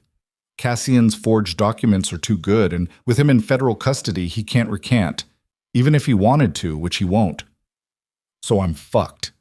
Unless—" Derek hesitated. "Unless what?" "Unless you give Kozlov something he wants more than revenge." Lysandra's laugh was bitter. "Like what? I don't have $40 million. "No, but you have something better." Derek pulled his tablet back out. "You have proof that Catherine Thorne orchestrated the whole thing." "So what? Kozlov doesn't care about Catherine. He cares about being made to look stupid in front of the other Bratva families." Derek's voice was urgent now. "Right now, the story is that Cassian Thorne, an American businessman, stole from Victor Kozlov. That makes Kozlov look weak. But if you can prove that Catherine Thorne, old American money, connected to politicians and federal judges, deliberately defrauded the Bratva as part of a larger scheme." He paused. "That's a different story. That's international incident territory. That gives Kozlov leverage." Roman was nodding slowly. "He can use the information politically, trade it for concessions, make examples of the right people." "Exactly." Derek looked between them. "Catherine Thorne is more valuable as a target than you are. If you can prove she's the real architect, Kozlov might let you walk." "Might," Lysandra repeated. "It's better than definitely being killed." She couldn't argue with that. "Okay." She stood. Her legs felt unsteady, but they held. "We take this to Kozlov directly. Show him the evidence. Make the trade." "That's suicide," Roman said immediately. "You have a better idea?" "Yes. We go to your uncle. Let Victor Vale handle the Bratva. That's what family is for." Lysandra thought about her uncle's voice on the phone earlier, the careful distance, the pragmatic assessment of her value. "Victor won't protect me," she said. "Not unless I give him something he can use. And right now, the only thing I have is this evidence. If I give it to him first, he'll make his own deal with Kozlov. I'll still end up dead, just more slowly." "So we're going straight to the Russian mob." Roman's voice was flat. "That's your plan." "That's my plan. It's a terrible plan. I'm open to suggestions." He had none. She could see it in his face. They were out of options, out of time, out of everything except desperate gambles and the hope that Victor Kozlov valued information more than blood.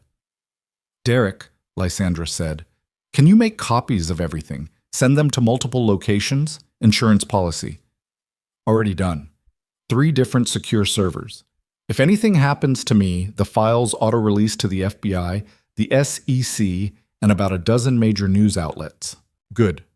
Do the same for me." If I don't check in every 12 hours, release everything. Derek nodded, started typing on his tablet. Done.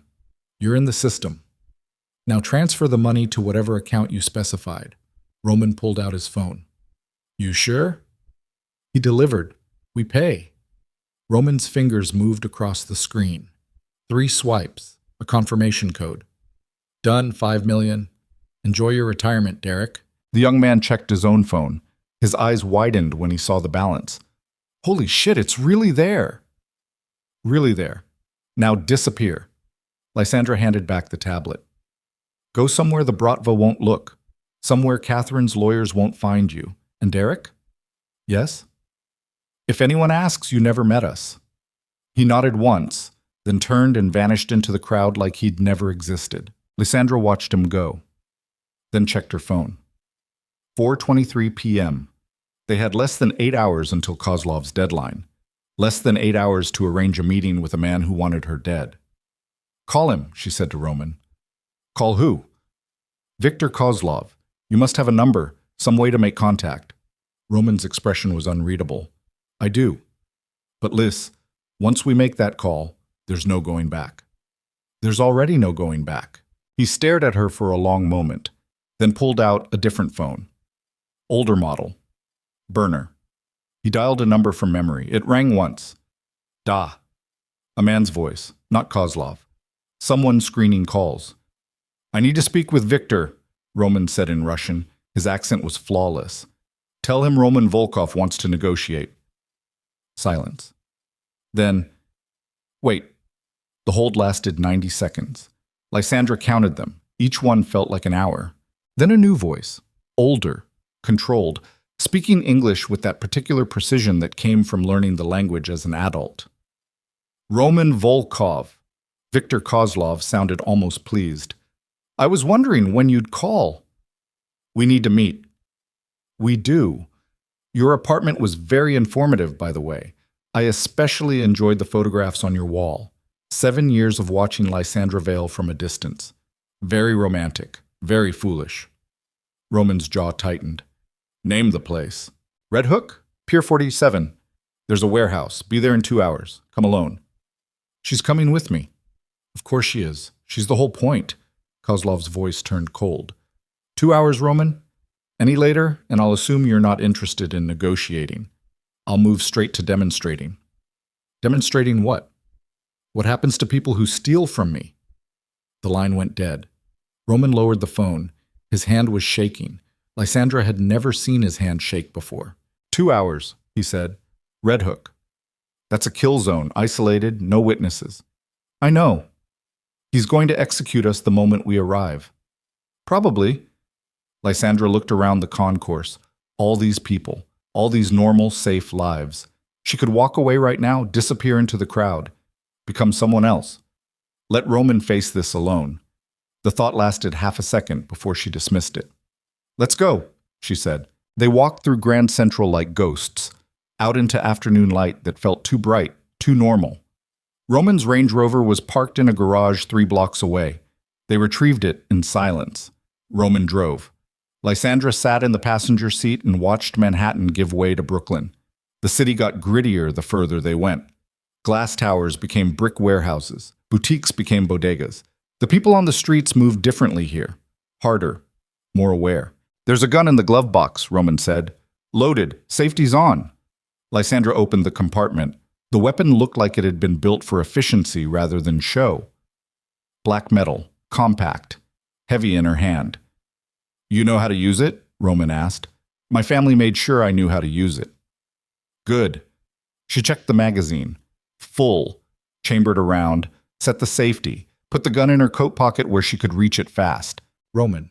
She kept her eyes on the road ahead. If this goes wrong, it's already wrong. Question is how wrong. If we don't walk out of that warehouse, then we don't. His voice was matter-of-fact. But I'm not letting him take you without a fight. That's not what I'm worried about. Then what? She turned to look at him. His profile was sharp against the window light. 7 years she'd known this man. 7 years of watching him from a distance, then up close, then not at all when she'd made herself disappear into Cassian's world. I'm worried I got you killed for nothing, she said. Roman's hand found hers across the console. It's not for nothing, isn't it? Cassian used me. My uncle abandoned me. Even my own family assets were just another way to trap me. She laughed bitterly. Maybe I should have just signed Catherine's document and disappeared. No. Why not? Because you're Lysandra fucking Vale. He glanced at her. And you don't disappear for anyone. The words hit her chest like a fist.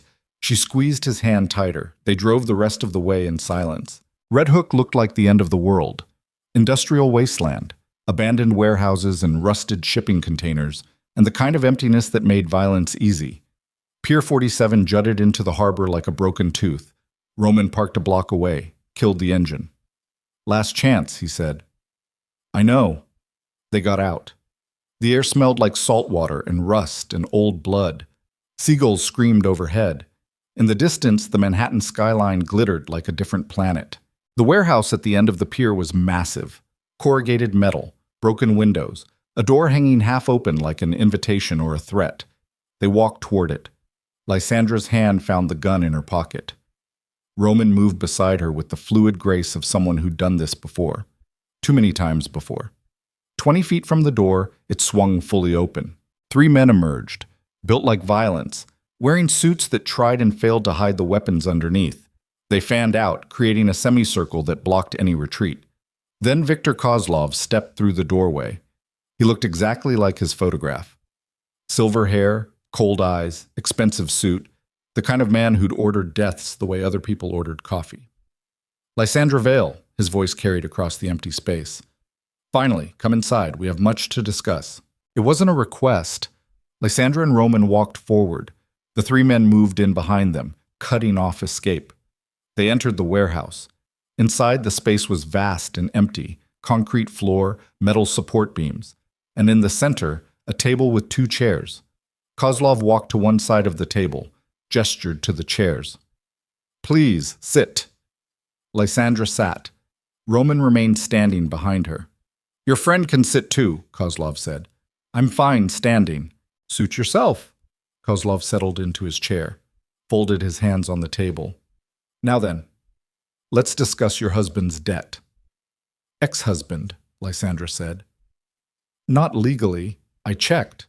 Kozlov smiled. Which makes his debt your debt. $20 million, plus interest, plus penalties for late payment. I calculate $43 million total. I don't have $43 million. No, but your family does. My family won't pay. Then we have a problem. Kozlov's smile faded. I don't like problems. I solve them. I have information, Lysandra said. Proof that Cassian was embezzling. Proof that Catherine Thorne orchestrated the fraud. Proof that neither of them ever intended to repay you. I know all that already. The words hit her like ice water. You know? Of course I know. Kozlov leaned back. Ms. Vale, I've been in this business for 40 years. You think I loan money without doing research? I knew Cassian Thorne was unreliable. I knew Catherine was helping him. I knew all of it. Lysandra's mind was reeling. Then why? Because it serves my purposes. Kozlov pulled out a cigarette, lit it. The smoke drifted toward the warehouse ceiling. Cassian Thorne was useful. Until he wasn't. Catherine Thorne still has connections I need. And you, he pointed the cigarette at her, you are leverage. Leverage for what? Your uncle, Victor Vale, the man who runs the most powerful criminal syndicate on the East Coast. Kozlov took a drag. He and I have been negotiating for months. Territory, operations, the usual dance. But Victor is stubborn, doesn't like to compromise. Understanding crashed over Lysandra like a wave. You don't care about the money. The money is nothing. I care about control. Kozlov's eyes were ice. Your uncle values family, old-fashioned that way. So I take his niece, hold her responsible for a debt she didn't incur, force him to choose between his principles and his blood. He smiled. It's elegant, really. You're using me to manipulate my uncle. Yes. And when he gives you what you want, then you become unnecessary. Kozlov stubbed out his cigarette. But that's not for hours yet. Victor and I have a meeting scheduled for midnight. That gives you time to say goodbye to your friend here. Make peace. Whatever it is people do when they know they're about to die. Roman's hand dropped to Lysandra's shoulder.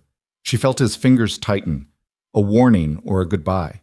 Unless, Kozlov continued, you have something else to offer, something I don't already know, something valuable enough to change the equation.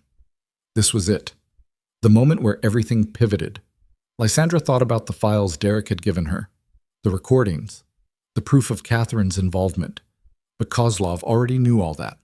What did she have that he didn't? Then it hit her. I know where Cassian hid a backup, she said. Kozlov's expression didn't change. A backup of what? Everything. Every transaction he made for you over 3 years. Every account. Every name. Every connection between the Bratva and legitimate American business. She forced herself to maintain eye contact. If that information went public, you wouldn't just lose money. You'd lose cover. The FBI would have everything they need to dismantle your entire North American operation. Now Kozlov was paying attention. And you have access to this backup. Cassian told me about it. Insurance policy, in case you ever came after him. She was improvising now, building the lie in real time. He said it was stored somewhere you'd never find it, somewhere even federal raids wouldn't uncover. Where? Let me go and I'll tell you. Kozlov studied her face. She could see him calculating, weighing the odds that she was lying versus the risk that she wasn't. You're bluffing, he said finally. Maybe, but can you afford to guess wrong? Silence stretched between them like razor wire. Then Kozlov stood. No, I don't think I can. He nodded to one of his men. Take them downstairs. Separate rooms. We'll see how long her story holds up under proper questioning. The men moved in fast. Hands grabbed Lysandra's arms. She tried to pull free, but they were strong and professional, and before she could fully react, they'd yanked her to her feet. Roman moved faster. He spun, drove his elbow into one man's throat. The guard went down gasping. Roman had his gun out before the body hit the floor, but 3 more guards had already appeared, all armed, all pointing weapons at Roman's head. Don't, Kozlov said calmly. You'll die. And then I'll make sure Lysandra dies slowly. Roman froze. His gun was still out, still pointing at Kozlov, but they both knew it was over. Put it down, Kozlov said. Roman's jaw worked. For a second, Lysandra thought he might pull the trigger anyway, go out in a blaze that accomplished nothing except making a point. Then he lowered the gun, set it on the floor. Smart man, Kozlov said. He nodded to his guards. Take them. They dragged Lysandra toward a door in the back of the warehouse. She tried to look back at Roman, but rough hands shoved her forward. The last thing she saw before they pushed her through the door was his face, blank with rage and helplessness. The stairs went down into darkness. Concrete walls, single bulb lighting. The air got colder and damper with each step. At the bottom was a hallway, doors on either side. They opened one and threw her inside. The room was small. Concrete floor. Metal chair bolted to the center. A drain in one corner that made her stomach turn when she realized what it was for. One of the guards cut the zip ties binding her wrists. Then they left, slamming the door behind them. She heard a lock engage.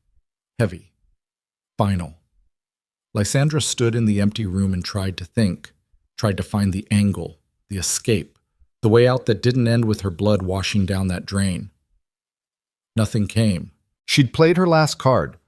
The bluff about Cassian's backup, and Kozlov hadn't bought it. Now she was locked in a basement somewhere in Red Hook with Russian mobsters who had excellent reasons to want her dead and several hours to kill before Victor Vale showed up for his midnight meeting. She thought about Roman in another room, probably being beaten for information he didn't have, probably regretting every choice that led him here. She thought about Cassian in his federal cell, safe from all of this, probably congratulating himself on a plan well executed.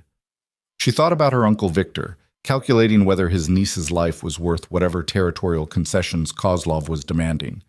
She thought about Catherine Thorne in her estate, surrounded by generations of wealth and power, completely untouched by consequences. And she thought about herself. 7 years of trying to be small enough to fit into someone else's vision. 7 years of swallowing her own needs. 7 years of believing that if she was just quiet enough, just good enough, just invisible enough, she'd finally be safe. All of it for nothing. The door opened. Kozlov stepped inside. alone. He pulled the metal chair closer to where she stood and sat down, looked up at her with those cold, dead eyes. Lysandra, he said conversationally, we're going to play a game. I'm going to ask you questions. You're going to answer them truthfully. And if I think you're lying, I'm going to hurt the man upstairs who's so desperate to protect you. He smiled. Ready? She said nothing. Good. First question. He leaned forward. Where did your husband hide his backup files? I already told you. Let me go and I'll... Wrong answer. Kozlov stood, walked to the door, opened it, nodded to someone outside. 5 seconds later, Lysandra heard a scream from somewhere down the hallway. Roman's voice, raw and animal, and full of a pain she couldn't imagine. Then silence. Kozlov closed the door, turned back to her. Shall we try again? Lysandra's legs gave out.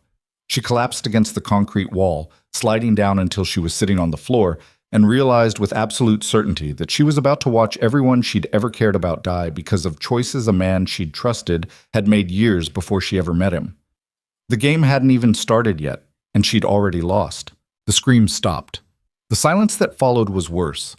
Lysandra sat on the concrete floor with her spine pressed against the wall and tried to keep breathing while Viktor Kozlov watched her with the detached interest of a scientist studying an insect. That was just a warning, he said. A taste. Would you like me to continue? Her mouth was dry. Her hands were shaking. She could still hear Roman's voice echoing in her skull, that raw animal sound of someone being hurt in ways bodies weren't meant to endure. There are no backup files, she said. Her voice came out hoarse. I lied. Kozlov tilted his head. I know. Then why? Because I need you to understand something. He crouched down so they were eye level. You have no leverage here, no power, no options. You're simply a tool I'm using to extract concessions from your uncle. Everything else, your defiance, your plans, your desperate attempts to negotiate, all of it is irrelevant. He stood again, brushed invisible dust from his pants. But I'm a reasonable man, he continued. So I'll give you a choice. You can sit here for the next several hours while I make sure Roman Volkov experiences every form of pain the human nervous system is capable of processing. Or, he paused, you can make this easier on everyone. How? Call your uncle. Tell him you're with me. Tell him that if he wants you back alive, he'll agree to my terms tonight. No negotiation, no delay. Kozlov pulled out a phone. Simple, clean, and your friend upstairs doesn't have to suffer anymore. Lysandra looked at the phone, then at Kozlov's face, calculating, always calculating. What are your terms? She asked. Territory, I want the ports, Newark, Elizabeth, Brooklyn, full control of shipping operations. He said it like ordering dinner. Your uncle has been blocking my expansion for 2 years. Tonight that ends. Those ports move billions of dollars. Yes. Victor will never agree. Then you'll die. Roman will die. And I'll find another way to apply pressure. Kozlov's expression didn't change. But this way is cleaner, more efficient, better for everyone. He held out the phone. Lysandra stared at it. Her mind was racing through possibilities, scenarios, angles. But every path led to the same conclusion. She was trapped, completely, utterly. Unless, if I make the call, she said slowly, you let Roman go, now, before the meeting. No. Then I don't call. Kozlov's smile was thin. You think you're in a position to make demands? I think you want those ports badly enough to keep me alive, which means I still have value. She forced herself to stand. Her legs were unsteady, but they held. Let Roman go. I'll make the call. I'll convince Victor to negotiate, but Roman walks out of here first. And if I refuse, then do what you're going to do anyway. She met his eyes. But you'll spend the next 6 hours torturing answers from someone who doesn't have them. And when Victor shows up at midnight and finds out you've already killed his niece, you think he's going to negotiate? She took a step closer.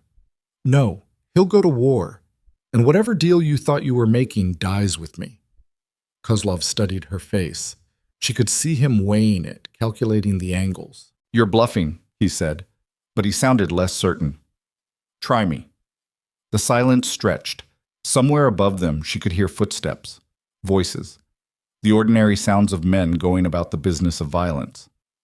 Then Kozlov pulled out his own phone, spoke in rapid Russian, listened to the response. His expression tightened. He lowered the phone. Your friend is in bad shape. My men got a bit enthusiastic. Lysandra's stomach twisted. How bad? Broken ribs, possibly internal bleeding. He needs a hospital. Then let him go to one.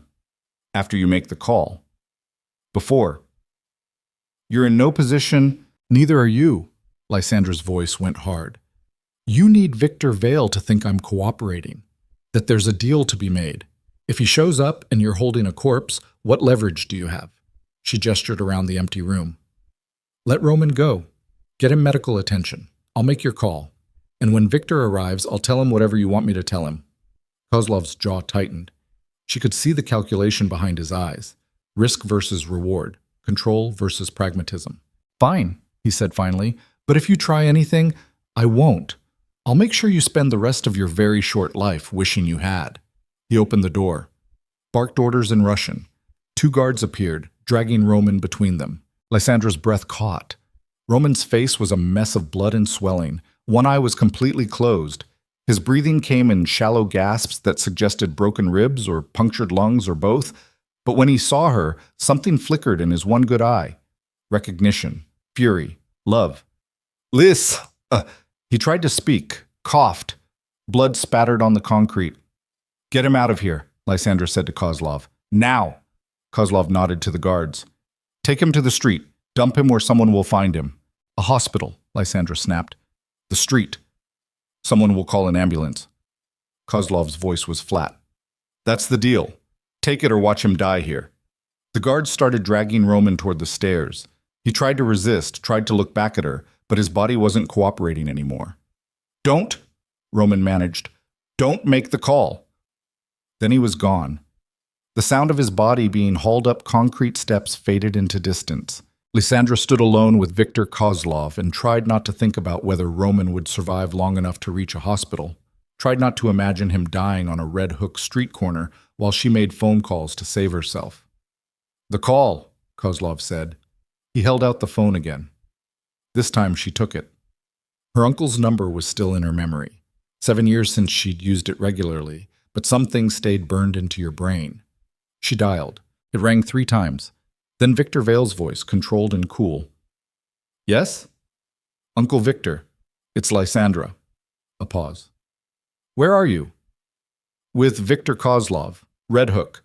He says you have a meeting scheduled for midnight. I do. Are you hurt? Not yet.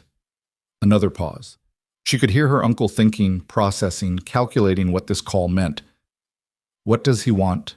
To make sure you understand the stakes before you arrive. She glanced at Kozlov. He was watching her with the intensity of a snake. He wants the ports. All of them. Full control. That's not negotiable. He says it is. Lysandra. Her uncle's voice went soft. Are you reading from a script? No. Are you being coerced?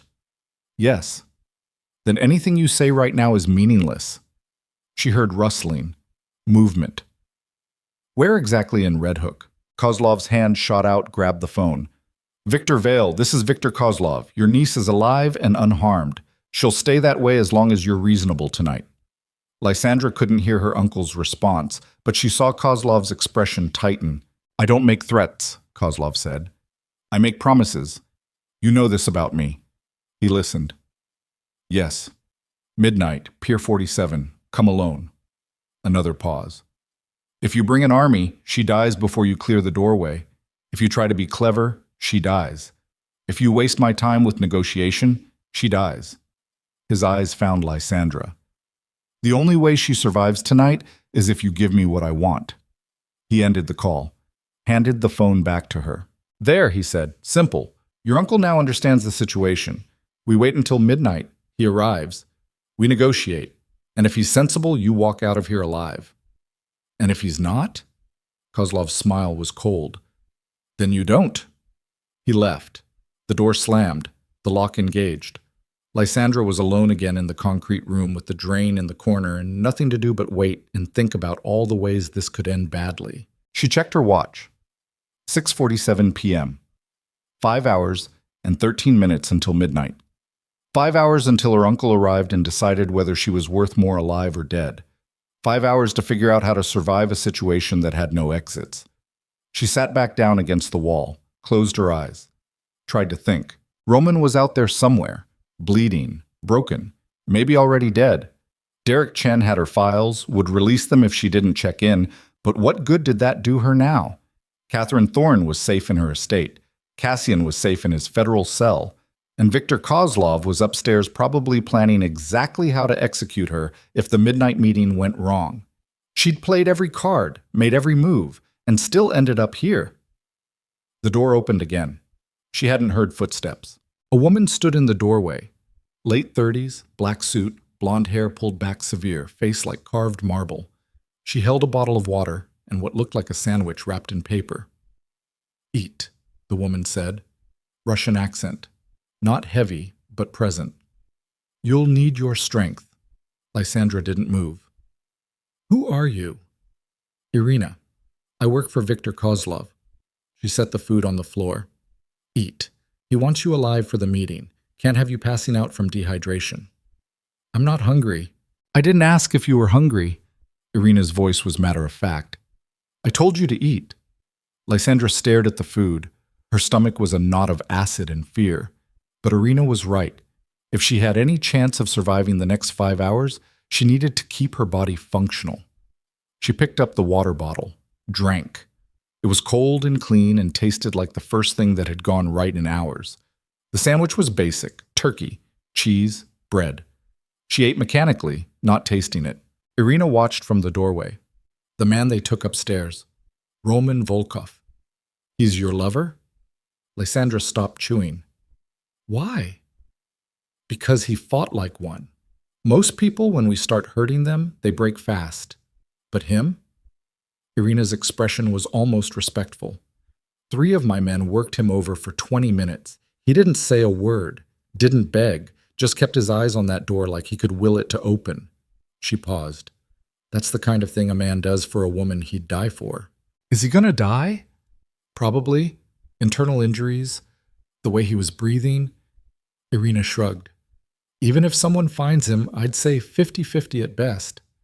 Lysandra's hands clenched around the sandwich. "You're a real comfort." "I'm not here to comfort you. I'm here to make sure you stay alive long enough for Victor Kozlov to use you." Irina leaned against the doorframe. "But I'll tell you something. Man like Roman Volkov doesn't give his loyalty easily. Whatever you did to earn it must have been something special." "I didn't do anything. He just—" Lysandra stopped. "He just saw me." "Saw you how?" "You really saw me. Not the version I was trying to be, not the ghost I turned myself into. Just me." She set down the sandwich. "And he stayed anyway." Irina was quiet for a moment, then she straightened. "Finish eating. I'll be back in an hour." "Wait." Lysandra stood. "The meeting tonight. What happens if my uncle doesn't agree to terms?" "You already know what happens. Victor Kozlov kills me." "Yes." "And my uncle?" "Probably walks away. We're not stupid enough to start a war with the Vale Syndicate, not over one woman." Irina's expression was unreadable. "Your uncle knows this, which means he knows he can refuse Kozlov's demands and only lose you. Not his empire, not his power, just one niece." "You're saying he won't negotiate." "I'm saying he'd be smart not to. Giving up the ports costs him billions, costs him control of the entire eastern seaboard. That's a lot to sacrifice for family." Irina tilted her head. "How much do you think you're worth to him?" The question hung in the air like smoke. "I don't know," Lysandra said honestly. "Then I'd start praying he values blood more than business." Irina turned to leave, paused. "For what it's worth, I hope he does. You seem like less of an asshole than most people we grab." The door closed, the lock engaged. Lysandra sat back down and stared at the sandwich she couldn't finish and tried to calculate the odds that her uncle would choose her over billions of dollars and decades of carefully maintained power. The math wasn't encouraging. Time crawled. She counted the minutes by checking her watch every few seconds, then forcing herself to stop checking, then checking again. 7:15 p.m., 7:43 p.m., 8:02 p.m. The concrete room felt smaller with each passing hour. The single bulb overhead flickered occasionally, making shadows dance on the walls. At 9:30 p.m., the door opened again. Kozlov stepped inside. Behind him, 2 guards. One carried a chair, the other carried rope. "Time to prepare," Kozlov said. "For what? Your uncle's arrival? Can't have you trying anything stupid." He gestured to the guards. "Sit her in the chair." They moved fast. Professional. Within seconds, Lysandra was seated in the metal chair with her wrists being tied behind her and her ankles bound to the legs. The rope was tight enough to cut circulation. She tried to shift, to find a position that didn't hurt. There wasn't one. "Comfortable?" Kozlov asked. "Thrilled. Good." He crouched in front of her. "Now listen carefully. When your uncle arrives, you'll tell him exactly what I tell you to say. You'll sound scared, cooperative, like a woman who wants to live. You won't try to signal him. You won't try to fight. You'll sit here like a good hostage and let the adults negotiate." He paused. "Understand?" "What if I don't? Then I shoot you in the leg. Then the other leg. Then I let you bleed while Victor and I finish our conversation." Kozlov stood. "But I don't think you're that stupid." He left. The guards followed. The door stayed open this time. She could hear movement upstairs, voices, the sound of weapons being checked. They were preparing for whatever came next. Lysandra tested the ropes. No give. Whoever had tied them knew what they were doing. Her shoulders were already starting to ache from the position. By midnight, she'd be in real pain. That was probably intentional. Keep her weak, keep her compliant. She heard a phone ring somewhere above her, Kozlov's voice answering. A conversation in Russian too fast to follow. Then silence. Footsteps coming down the stairs. Kozlov appeared in the doorway. His expression had changed, something harder, more focused. "Change of plans," he said. Lysandra's pulse spiked. "What do you mean?" "Your uncle isn't coming at midnight." "What? Why?" "Because he's coming now." Kozlov checked his watch. "He's 5 minutes out, alone apparently, either very confident or very stupid." He looked at her. "Either way, we're about to find out what you're worth to the Vale family." He vanished back upstairs. Lysandra heard more movement, orders being barked, the sound of multiple weapons being readied. Her uncle was coming. Early. Alone. That was either a rescue or an execution. She tried to slow her breathing, tried to think, but her mind was white noise and racing heartbeat and the sound of her own blood pounding in her ears. Upstairs, a door slammed open. Footsteps. Multiple sets. Heavy. Fast. Then her uncle's voice. Calm. Controlled. "Where is she?" "Downstairs," Kozlov's voice. "But first, we talk." "No, first I see her, then we talk." "That's not how this works." "That's exactly how this works." Her uncle's voice went cold. "You asked me here to negotiate. I'm here. Show me my niece is alive or this conversation ends now." A pause. Then Kozlov. "Fine. Follow me." Footsteps on the stairs. Multiple people descending. Then her uncle appeared in the doorway, flanked by 2 of Kozlov's guards. He looked exactly as she remembered. Late 50s, silver hair, sharp suit, eyes that had seen everything and judged most of it wanting. Those eyes found her tied to the chair, and something flickered across his face. Not quite emotion, more like calculation adjusting for new data. "Lysandra," he said, "are you hurt?" "No." "Has he touched you?" "No." Victor Vale's attention shifted to Kozlov. "Satisfied?" "She's alive. Now let's talk upstairs." "We can talk right here." Kozlov stepped into the room. His guards blocked the doorway behind him. "This is intimate, private. Just 3 people who understand how the world really works. Let her go first, after we reach an agreement. I want her untied, now." "No." Kozlov's voice was flat. "She stays exactly where she is until you give me what I want." Victor Vale's jaw tightened. Lysandra watched her uncle's face, trying to read the calculation behind his eyes, trying to understand if he was here to save her or sacrifice her. "The ports," her uncle said finally. "That's your price." "Yes." "Newark, Elizabeth, Brooklyn, full operational control. No oversight from the Vale Syndicate." "Exactly." Victor was quiet for a long moment. Then he said, "No." The word landed like a gunshot. Kozlov's expression didn't change, but Lysandra saw his hand move toward the weapon at his hip. "No?" "You heard me." Victor's voice was steel. "The ports are worth $50 billion over the next decade. You're asking me to hand you my entire Eastern operation because you managed to grab one woman." He gestured to Lysandra. "That's not negotiation. That's extortion. And I don't negotiate with extortion." "Then your niece dies." "Perhaps." Victor's eyes moved to Lysandra. She tried to read something there. Regret, apology. Anything human. Found nothing. "But you'll still leave here with nothing, and then I'll spend the next year dismantling everything you've built in this city. Every operation, every connection, every dollar you've moved through my territory." He took a step forward. "So ask yourself, Victor, is one woman's death worth losing everything else?" Kozlov stared at him. "You're bluffing." "Am I?" Victor pulled out his phone, showed the screen to Kozlov. "That's a live feed from security cameras in 3 of your warehouses. One word from me and federal agents hit all 3 simultaneously. What do you think they'll find? Drugs? Weapons? Enough evidence to put you away for life?"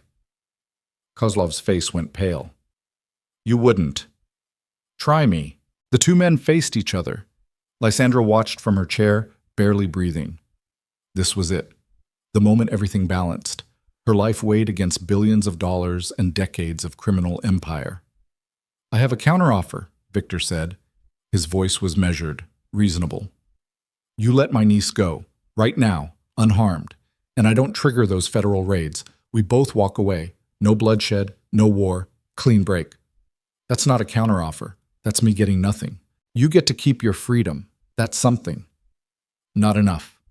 Victor's expression hardened. "Then we have a problem." "Yes, we do." Kozlov pulled his gun, pointed it at Lysandra's head. Everything in the room crystallized into sharp focus. Lysandra could see her uncle's eyes, see the calculation happening in real time. Could see him weighing her life against his empire and coming to a conclusion she'd suspected since the moment he walked through that door. He was going to let her die. "Wait," she said. Both men looked at her. "I have something," she continued. Her voice was shaking, but she forced the words out. "Something you both want. Something worth more than the ports." "Lysandra," her uncle's tone was warning. "Shut up." She looked at Kozlov. "You want leverage over the Vale Syndicate. Real leverage. The kind that lets you operate freely in this city without looking over your shoulder." "I'm listening." "My family has files. Documentation of every illegal operation we've run for 40 years. Names, dates, transactions. Evidence that could put half the East Coast criminal underground in federal prison." She paused. "Including both of you." Victor's face went white. "You're lying." "Am I?" "You think I spent 7 years married to Cassian Thorne without learning how to protect myself?" She looked between them. "Those files exist. They're encrypted, stored in 3 separate locations. And if I don't check in every 24 hours, they automatically release to the FBI, the SEC, and every major news organization on the Eastern Seaboard." Kozlov's gun hadn't moved. "Where are they?" "Untie me first. Tell me where they are or I shoot you right now. Then the files release, and both of you spend the rest of your lives in federal prison." Lysandra forced herself to meet his eyes. "I'm the only one who can stop that timer, so either untie me and let's all walk out of here alive, or pull that trigger and we all go down together." Silence. Absolute. Complete. Then Victor laughed. It was a harsh sound, empty of humor. "You're your father's daughter, I'll give you that." "Is she telling the truth?" Kozlov asked. "Probably. My brother taught her how the family really works before he died." Victor's eyes were hard on Lysandra. He always said she was too smart for her own good. "So what do?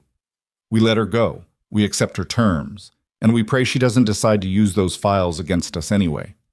Victor gestured to Lysandra. "Untie her." Kozlov hesitated. Lysandra could see him thinking, calculating the angles, trying to decide if calling her bluff was worth the risk. "Now," Victor said, "or I trigger the raids and we all lose." Finally, Kozlov lowered his gun, nodded to one of his guards. "Cut her loose. The guard moved forward with a knife. The ropes around her wrists fell away, then her ankles. Lysandra tried to stand and her legs nearly gave out. Circulation returning felt like fire in her veins. Victor caught her arm, steadied her. "Can you walk?" "Yes." "Then let's go, now." They moved toward the door. Kozlov's guards stepped aside. Lysandra could feel multiple guns pointed at her back as they climbed the stairs. Her uncle's hand stayed on her elbow, supporting her weight. They emerged into the main warehouse. 8 more armed men watched from various positions. All of them looked ready to start shooting if anyone made the wrong move. "The door," Victor said. They walked toward it, 20 feet, 15, 10. Each step felt like crossing a minefield. 5 feet from the exit, Kozlov's voice rang out. "Lysandra!" She stopped, turned. He stood in the center of the warehouse, gun still in his hand, eyes cold as winter. "Those files. If they ever surface, if I ever see evidence that you release them or threaten to release them, I'll find you. I don't care where you hide. I don't care who you're with. I'll find you, and I'll make you regret being born." "Understood," she said. "I hope so. Because next time we meet, there won't be negotiation. There won't be mercy. There will only be blood." Lysandra held his gaze for 3 seconds, then turned and walked through the door into cold Brooklyn air that smelled like freedom and salt water, and the particular relief of still being alive when you'd accepted death. A car waited at the end of the pier, black, armored. Her uncle's. They climbed inside. The door closed. The driver pulled away fast, tires spitting gravel. For 2 blocks, neither of them spoke. Then Victor said, "Those files don't exist, do they?" "No." "That was the biggest bluff I've ever seen." "I learned from the best." He was quiet for a moment, then, "Why didn't you just tell me? When you first called, why go through all of this?" "Because I needed to know if you'd come for me." Lysandra looked at him. "If I was worth saving." "And? You came." "I did." "But you were ready to let me die." Victor didn't deny it. "I was weighing options, making calculations. That's what we do." "I know." Lysandra turned to stare out the window. Manhattan glittered in the distance across dark water. "That's why I can't trust you." "Lysandra, where's Roman?" She pulled out her phone.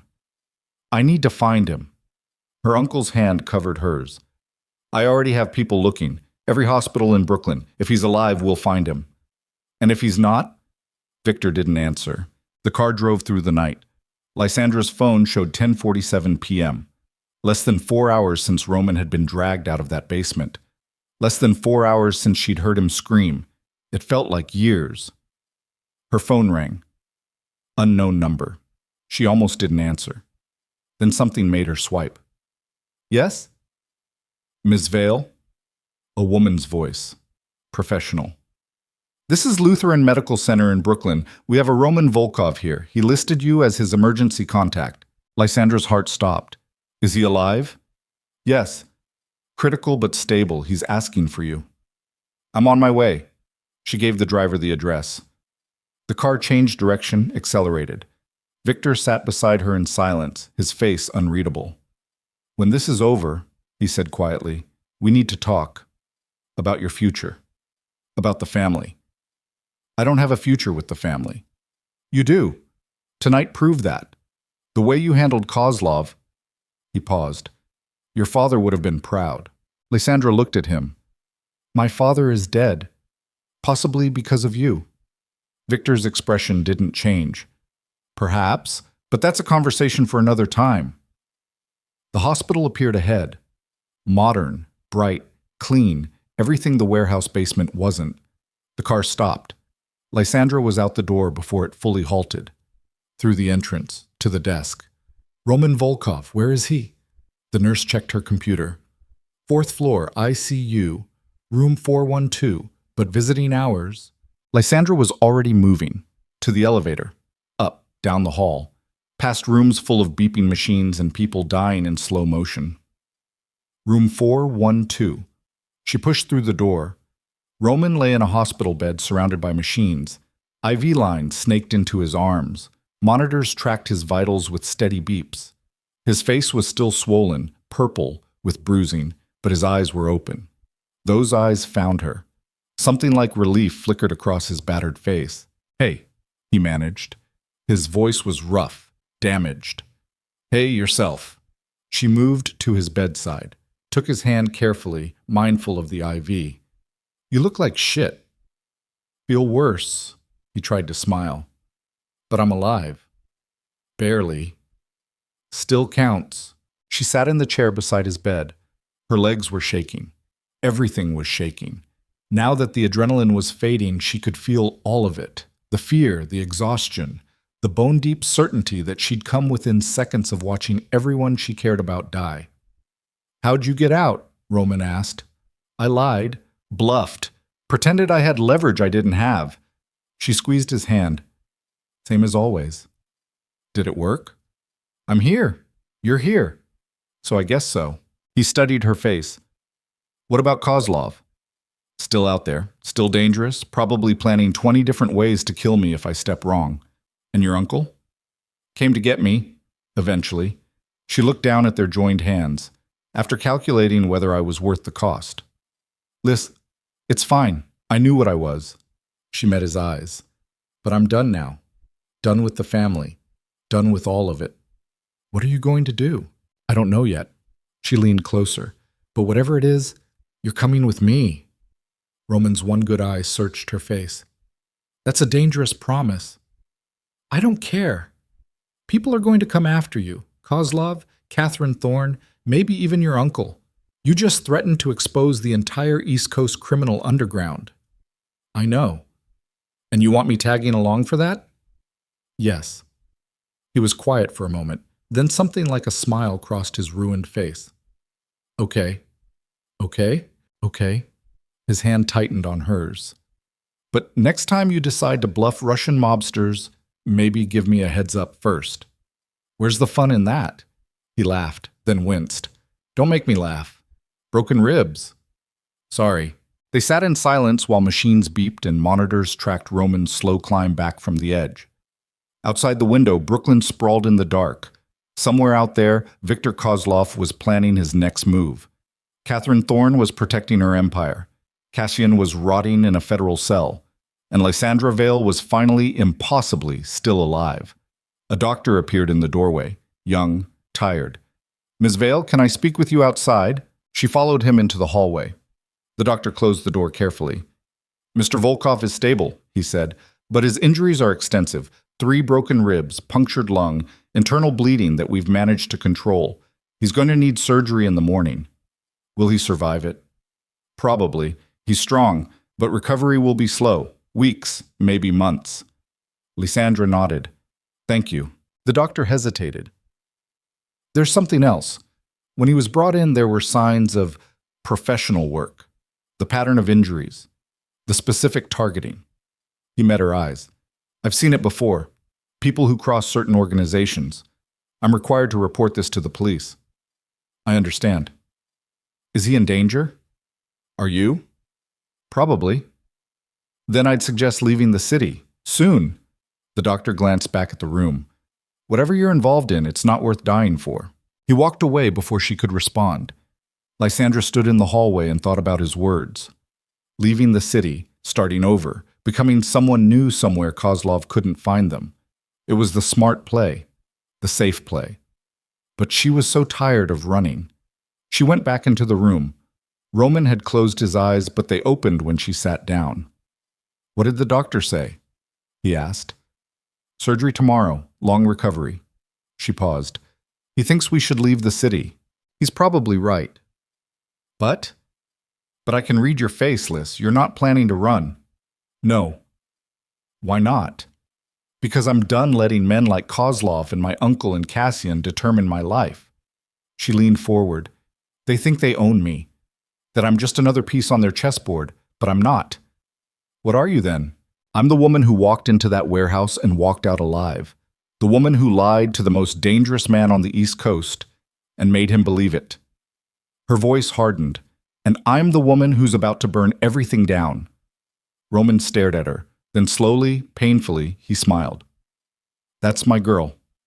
"You sure you want to stick around for this?" "Wouldn't miss it." She kissed his forehead, gentle, careful. Get some sleep. We have work to do. What kind of work?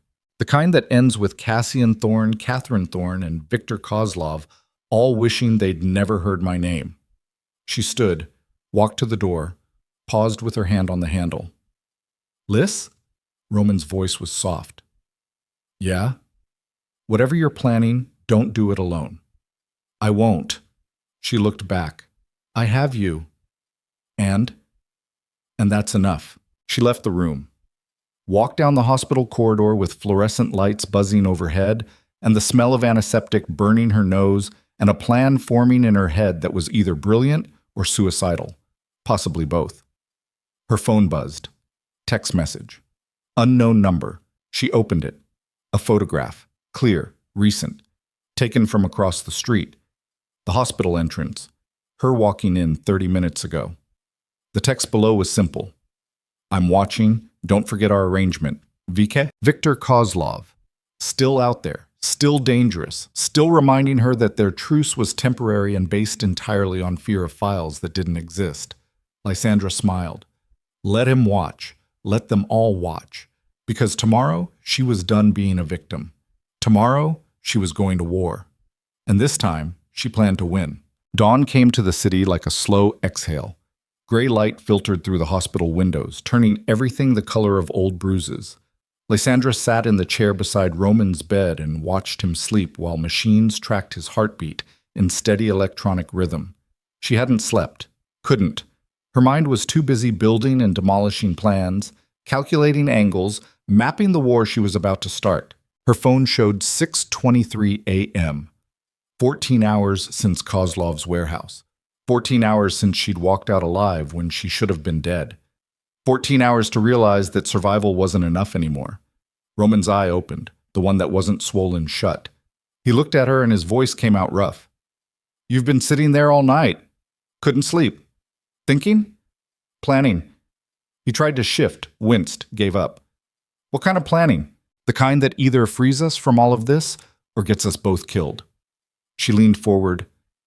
I need to tell you something about those files I mentioned to Kozlov. They don't exist, I know. But they could. She pulled out her phone, showed him a series of messages from Derek Chen, timestamps from 3 hours ago. Derek still has everything. Every transaction Cassian made, every crime Catherine covered up, every connection my uncle tried to hide. Roman's expression sharpened. And I'm going to use it, not to blackmail, not to threaten. I'm going to release everything, public, complete.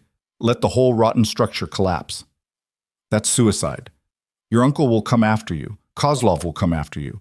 Every criminal organization on the East Coast will want you dead. I know. So why do it? Because I'm tired of being afraid. Her voice was steady, certain. Cassian used me for 7 years. Kozlov tried to use me. Even my own uncle was willing to sacrifice me to protect his empire. I'm done being a chess piece. She met his eyes. I'm flipping the board. Roman stared at her. Then something like pride crossed his battered face. When? Today. As soon as you're stable enough to travel. Where are we going? Somewhere they can't reach us. Somewhere we can watch the whole thing burn from a safe distance. She paused. If you still want to come. Are you kidding? I've been waiting 7 years to see you set the world on fire. He reached for her hand. But Lys, once you do this, there's no coming back. Your family, your name, everything you were born into, gone. I know. She squeezed his fingers. Good. A knock at the door. Victor Vale stood in the hallway, still wearing last night's suit, looking like he hadn't slept either. Can we talk? Her uncle asked. Lysandra stood. 5 minutes. They walked down the corridor to a waiting room that smelled like bad coffee and anxiety, empty at this hour except for a janitor mopping floors in the far corner. Victor waited until the man left. I had people sweep Kozlov's movements last night, he said without preamble. He's back at his usual locations, acting like nothing happened, but he's been making calls to Moscow, to the Bratva leadership, reporting what happened. Yes, and apparently telling them you have files that could destroy their North American operations. Victor's voice was controlled, but she heard the anger underneath. Do you? Would it matter if I did? It would matter very much. To me. To the family. He stepped closer. Lysandra, if those files exist, you need to turn them over. Now.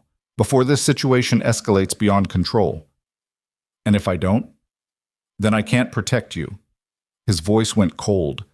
The family has protocols, rules. One person doesn't endanger the entire organization. Not even family. Especially not family.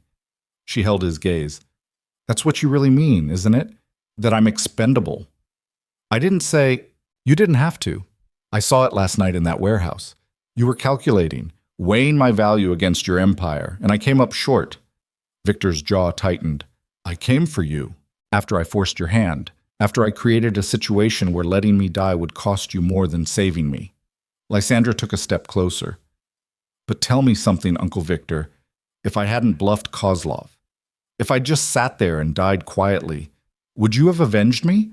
Or would you have written it off as the cost of doing business? Silence stretched between them like a blade. I would have avenged you, he said finally. Eventually. In my own time. In my own way. Eventually, she laughed bitterly. That's what I thought. What do you want me to say? That I would have declared war on the Bratva over one woman? Started a conflict that could have killed dozens of people and destroyed decades of careful alliance building? Victor's voice rose. I'm responsible for more than just you. I have obligations, responsibilities. I understand completely. Lysandra's voice went quiet, which is why I'm done with the family. Victor went very still. What does that mean? It means I'm out. No more Vale Syndicate. No more obligations. No more pretending I'm anything other than what I really am. And what are you? A survivor.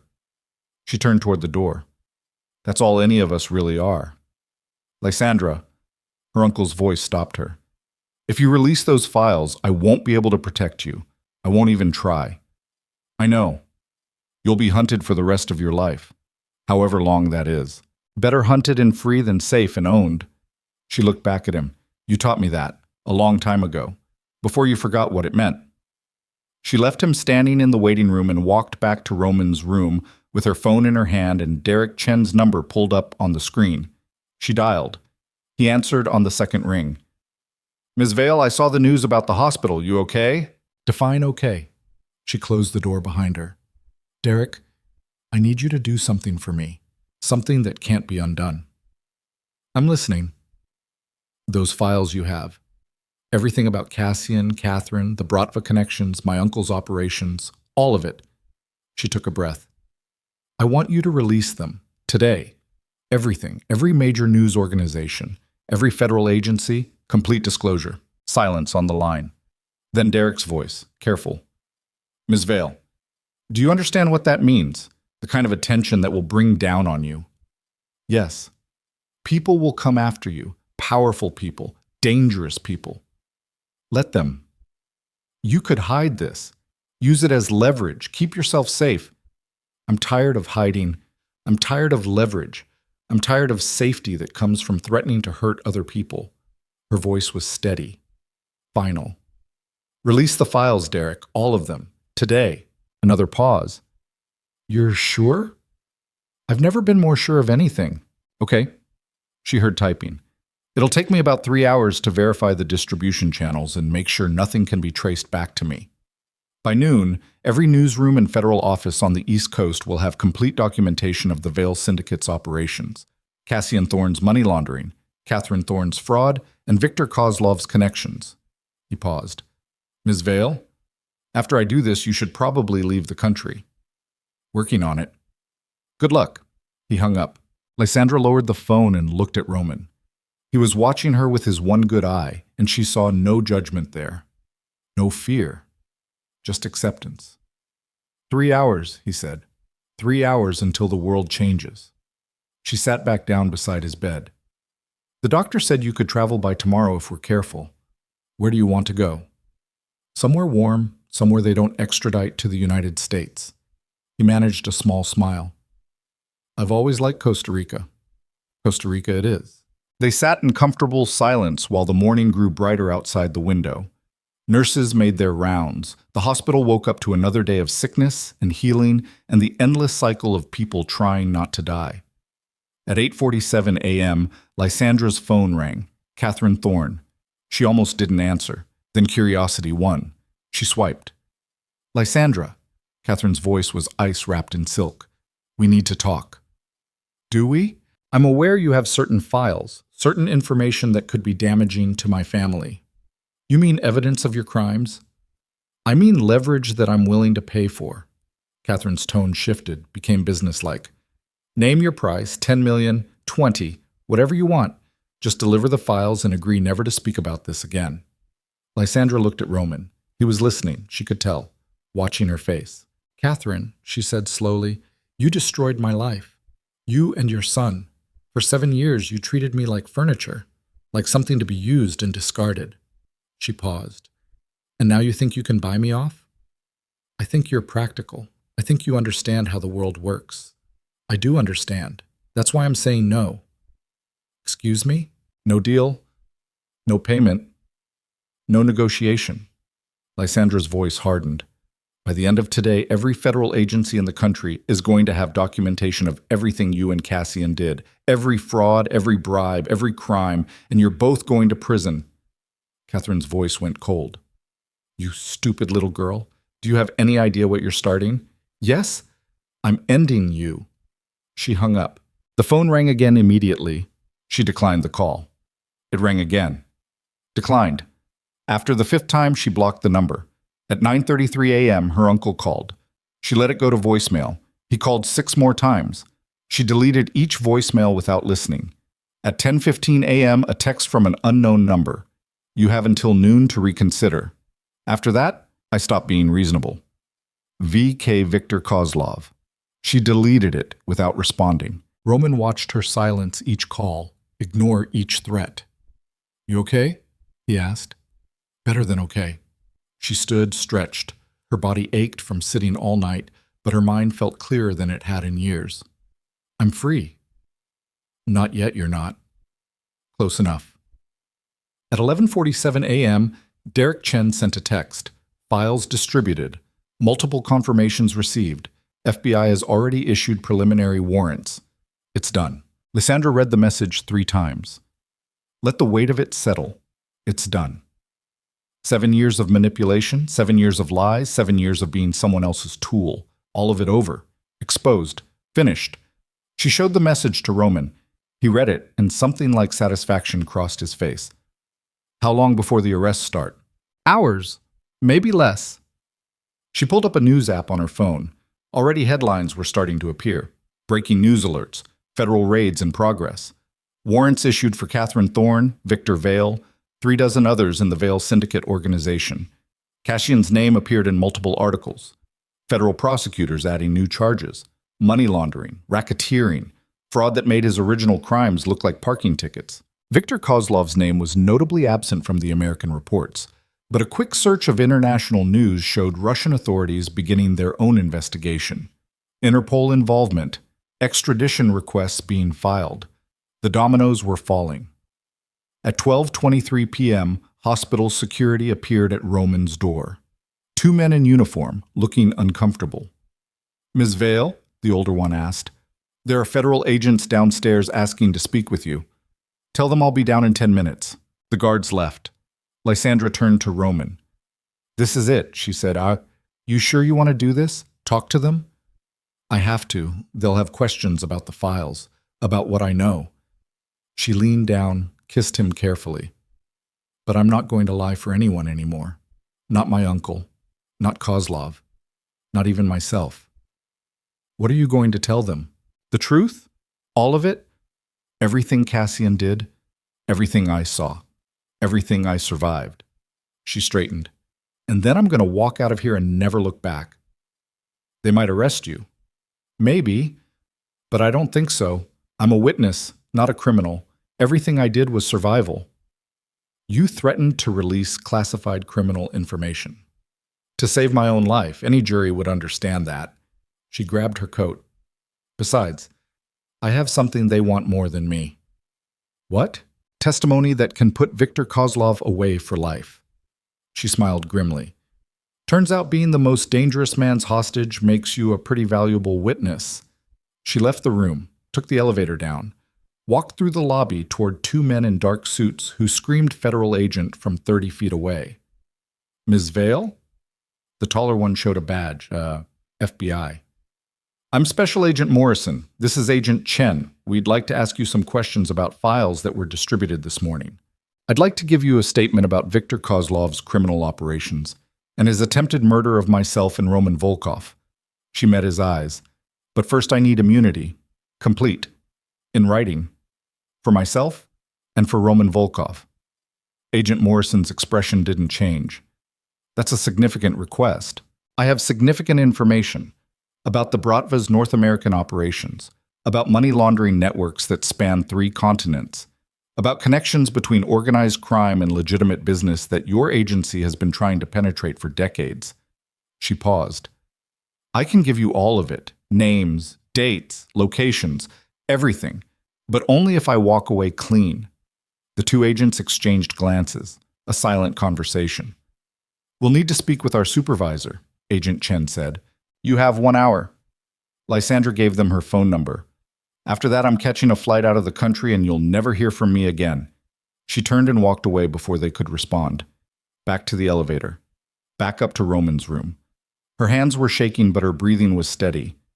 Roman looked up when she entered. How'd it go? They want what I have. They're considering immunity.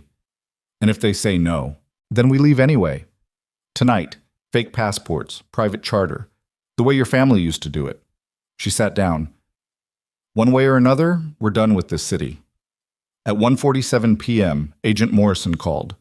Ms. Vale, we're prepared to offer limited immunity in exchange for your full cooperation in our investigation of Viktor Kozlov and the Bratva organization. Not limited, full, and it extends to Roman Volkov. Ms. Vale, those are my terms. Take them or leave them. She waited. Counting heartbeats. Hold, please. Silence. 2 minutes. 3. She could hear muffled voices on the other end, arguments, negotiations. Then Morrison was back. Full immunity for both of you, but you need to give us everything, and you need to be available for testimony when the trials start. Agreed. Send the paperwork to Lutheran Medical Center, room 412. I'll sign it when it arrives. It'll be there in an hour. He hung up. Lysandra set down her phone and looked at Roman. We're clear. Just like that? Just like that. He stared at her. You know they'll still come after you, Kozlov, your uncle, everyone you just burned. Immunity doesn't stop revenge. I know, but it gives us a head start. She pulled out her laptop, started searching flights. And once we're gone, they'll have bigger problems than finding us. At 3:15 p.m., federal agents brought the immunity agreements. 23 pages of dense legal language that boiled down to one simple fact. In exchange for her testimony, Lysandra Vale and Roman Volkov would face no charges for any crimes related to their involvement with the Vale Syndicate, Viktor Kozlov, or Cassian Thorne.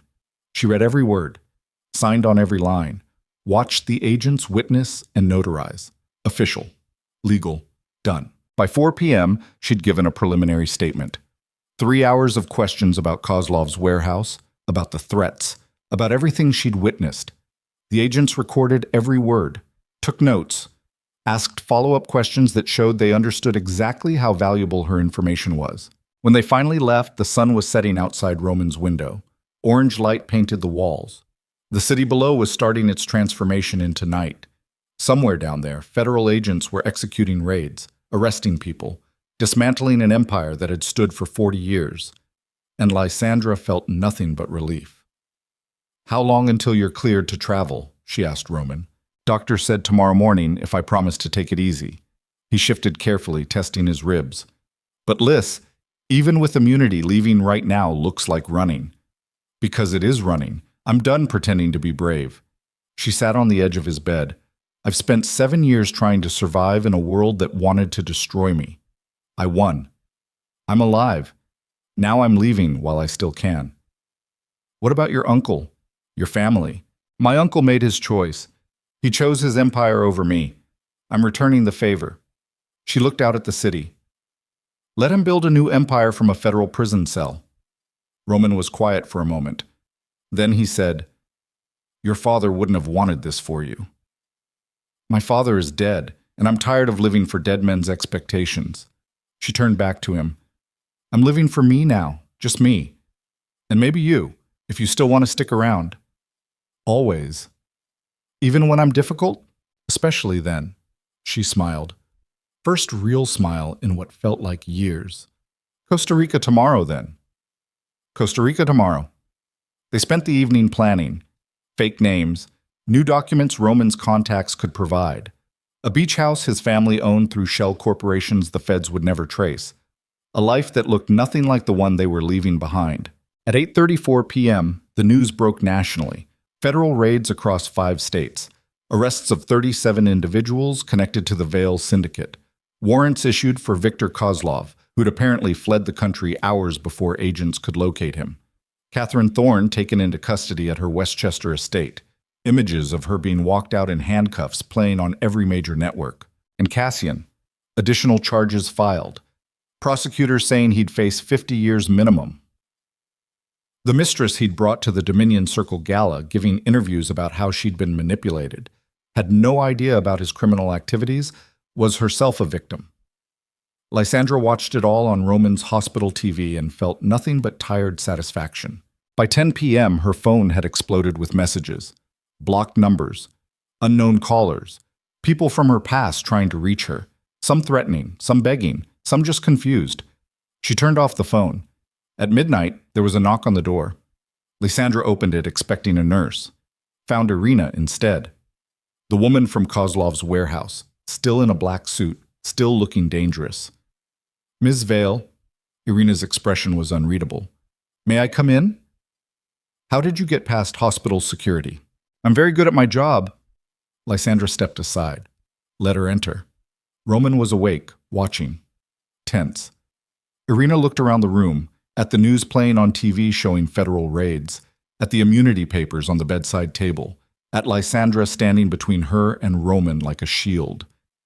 Viktor Kozlov sends a message, Irina said. I'm listening. He says you're smarter than he thought, that you played the game better than most men twice your age. Irina pulled an envelope from her jacket, set it on the table. He also says this isn't over, that someday, somewhere, you'll pay for what you've cost him. Tell him I'll be waiting. I will. Irina turned to leave, paused at the door. For what it's worth, I hope you make it. Most people who cross Viktor Kozlov don't live long enough to enjoy their victory. I'm not most people. No. Irina smiled slightly. You're not. She left. Lysandra waited 30 seconds, then opened the envelope. Inside was a photograph. Recent. Taken from somewhere above. Showing Lysandra walking into the hospital last night. And a note in neat handwriting. Next time, you won't see me coming. But you'll know when I arrive. Sleep well. VK. Lysandra looked at the photo for a long moment. Then she tore it in half. In half again, kept tearing until it was confetti. Dropped the pieces in the trash. He's going to come after us, Roman said quietly. Let him try. We'll be ghosts by then. She climbed into the hospital bed beside him, carefully, mindful of his injuries. Besides, he has bigger problems now. Federal warrants, Interpol. His own organization probably wants him dead for bringing this much heat. You're not worried? I'm terrified, but I'm also free. She laid her head on his shoulder, the one that wasn't bruised. For the first time in my life, no one owns me. Not my family, not Cassian, not even fear. She closed her eyes. That's worth the risk. Roman's arm came around her shoulders. You really think we can disappear, start over? I think we have to try. They lay together in the dark, while monitors beeped and the city hummed outside, and somewhere in the distance, sirens wailed as federal agents dismantled the empire that had defined Lysandra's entire existence. Morning came cold and clear. Roman's doctor cleared him for discharge with strict instructions about rest and recovery. Lysandra signed the paperwork, collected his medications, arranged for a wheelchair even though Roman insisted he could walk. Humor me, she said. They left through the back entrance. Less visible, harder to track. A car was waiting. Not her uncle's. Not anyone's she recognized. Just a black sedan with a driver who asked no questions and accepted cash payment without comment. The drive to the airport took 40 minutes through morning traffic. Lysandra watched the city scroll past and tried to memorize it. The buildings, The streets. The particular quality of light that existed nowhere else. This had been her home, her prison, her battlefield. She was leaving it behind. At the airport, they went through private security, fake passports that Roman's contacts had provided overnight. New names, new histories. Lysandra Vale and Roman Volkov ceased to exist the moment they cleared customs. Their flight to Costa Rica left at 11:47 a.m. They boarded early, found their seats, watched other passengers file in with no idea that the woman in sunglasses and the man with the battered face were running from the kind of danger that killed people in their sleep. The plane took off on time, climbed through clouds into blue sky, left the United States and everything it represented shrinking behind them.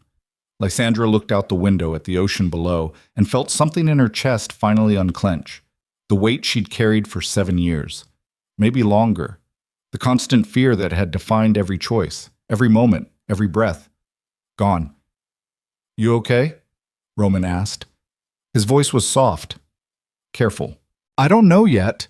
She turned to look at him. His face was still bruised, still swollen, but healing. "Ask me in a week." "Ask you what?" "If I regret any of it." "Will you?" She thought about Cassian in his cell, Catherine in hers, her uncle probably on the run, Viktor Kozlov hiding in whatever country didn't have an extradition treaty. All of them destroyed by the files she'd released. All of them paying for sins they'd committed, thinking they were untouchable. "No," she said finally. "I don't think I will." The flight attendant came by with drinks. Lysandra ordered wine. Roman got water. They sat in comfortable silence while the plane carried them toward a life that had no connection to the one they'd left behind. 5 hours later, they landed in San Jose, went through customs with their fake documents, collected luggage that contained everything they owned now. Not much. Clothes, money. The immunity papers folded carefully in Lysandra's carry-on. The beach house was 2 hours from the airport. They took another anonymous car, another driver who didn't ask questions, through jungle roads and small towns until finally they reached the coast. The house was simple. 2 bedrooms, an open kitchen, wide windows that looked out at the Pacific, isolated enough that neighbors wouldn't ask questions, close enough to civilization that they could disappear into crowds if necessary. Roman paid the driver in cash. They carried their bags inside, stood in the living room that smelled like salt air and possibility. "This is it," Roman said. "Our new life." "Not quite yet." Lysandra pulled out her phone, the one she'd kept off since leaving the hospital, turned it on, waited for messages to load. They came in a flood. Texts, emails, voicemails. Most were threats, some were pleas, a few were from reporters wanting interviews. One was from Derek Chen, "Saw you left the country. Smart. Stay safe." And Ms. Vale, "Thank you for having the guts to do what needed doing." Lysandra read it twice. Then she removed the SIM card from her phone, broke it in half, threw both pieces in the ocean. "Now," she said, "it's over." They spent the first 3 days doing nothing, sleeping, healing, walking on the beach when Roman felt strong enough, learning how to exist without constantly looking over their shoulders.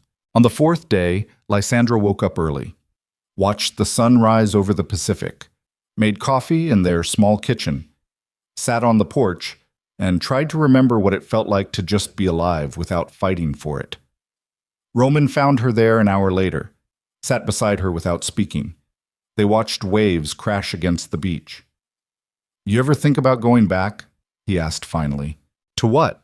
Everyone we knew is dead or in prison. Everything we built is gone." She sipped her coffee. "There's nothing to go back to." "What about revenge? Kozlov's still out there." "Let him be. I'm done fighting." She looked at him. "Aren't you tired of fighting?" "Exhausted." "Then let's stop. Let's just be 2 people who survived something terrible and decided to live anyway." Roman nodded slowly. "Okay. But Lys? Yeah? If he finds us, then we run again, or we fight, whatever we have to do." She reached for his hand. "But we do it together. Together." They sat in silence while the sun climbed higher and the day grew warm. Somewhere far away, federal prosecutors were building cases. Criminals were negotiating plea deals. The empire Lysandra had been born into was collapsing into rubble and recrimination. And she was here, alive, free, drinking coffee with a man who'd taken a beating for her, who'd risked everything without being asked, who'd seen her at her worst and stayed anyway. That evening, they walked to a small restaurant in the nearest town, ate fish tacos and drank beer and listened to music they didn't understand. Nobody knew who they were. Nobody cared. They were just two more expatriates hiding from something in their past. It was perfect. On the seventh day, Roman's ribs hurt less. His breathing was easier. The bruises on his face had faded from purple to yellow-green. He could walk without wincing, sleep without waking up in pain. "I think I'm going to live," he said. "Good. I'd hate to have dragged you all the way to Costa Rica just to bury you." He laughed, then pulled her close. "What do we do now?" "Whatever we want. That's the point." She leaned into him. "No more family obligations. No more running operations. No more looking over our shoulders every second. Just this. Just this." They stood on the beach with the Pacific stretching to the horizon and tried to imagine a future that looked nothing like their past. No violence, no betrayal, no midnight calls that ended with bodies in warehouses. Just two people who'd survived a war learning how to live in peacetime. It wouldn't be easy. Lysandra knew that. Kozlov was still out there. Her uncle might come looking eventually. There were 1,000 ways their new life could shatter. But for now, in this moment, with Roman's arm around her shoulders and the sun setting over water, she let herself believe they'd made it. That 7 years of suffering had led to something better. That the woman Cassian Thorne had tried to destroy had survived and rebuilt herself into something stronger. 2 weeks later, news reached them through internet searches. Cassian had taken a plea deal, 30 years minimum. Catherine had done the same. 25 years. Her uncle Victor had been arrested in Argentina, extradition pending. The entire Vale syndicate was being dismantled piece by piece. Victor Kozlov remained at large. Sightings in Russia, in Serbia, in places with no extradition treaties and governments that didn't ask questions. Interpol had him on their most wanted list. The FBI had a $10 million reward, but he was someone else's problem now. Lysandra deleted her search history, closed the laptop, walked out to where Roman was repairing the porch railing. "They got Victor," she said. "My uncle, arrested in Argentina." Roman set down his tools. "How do you feel?" "I don't know. Empty, maybe, or relieved." She sat on the steps.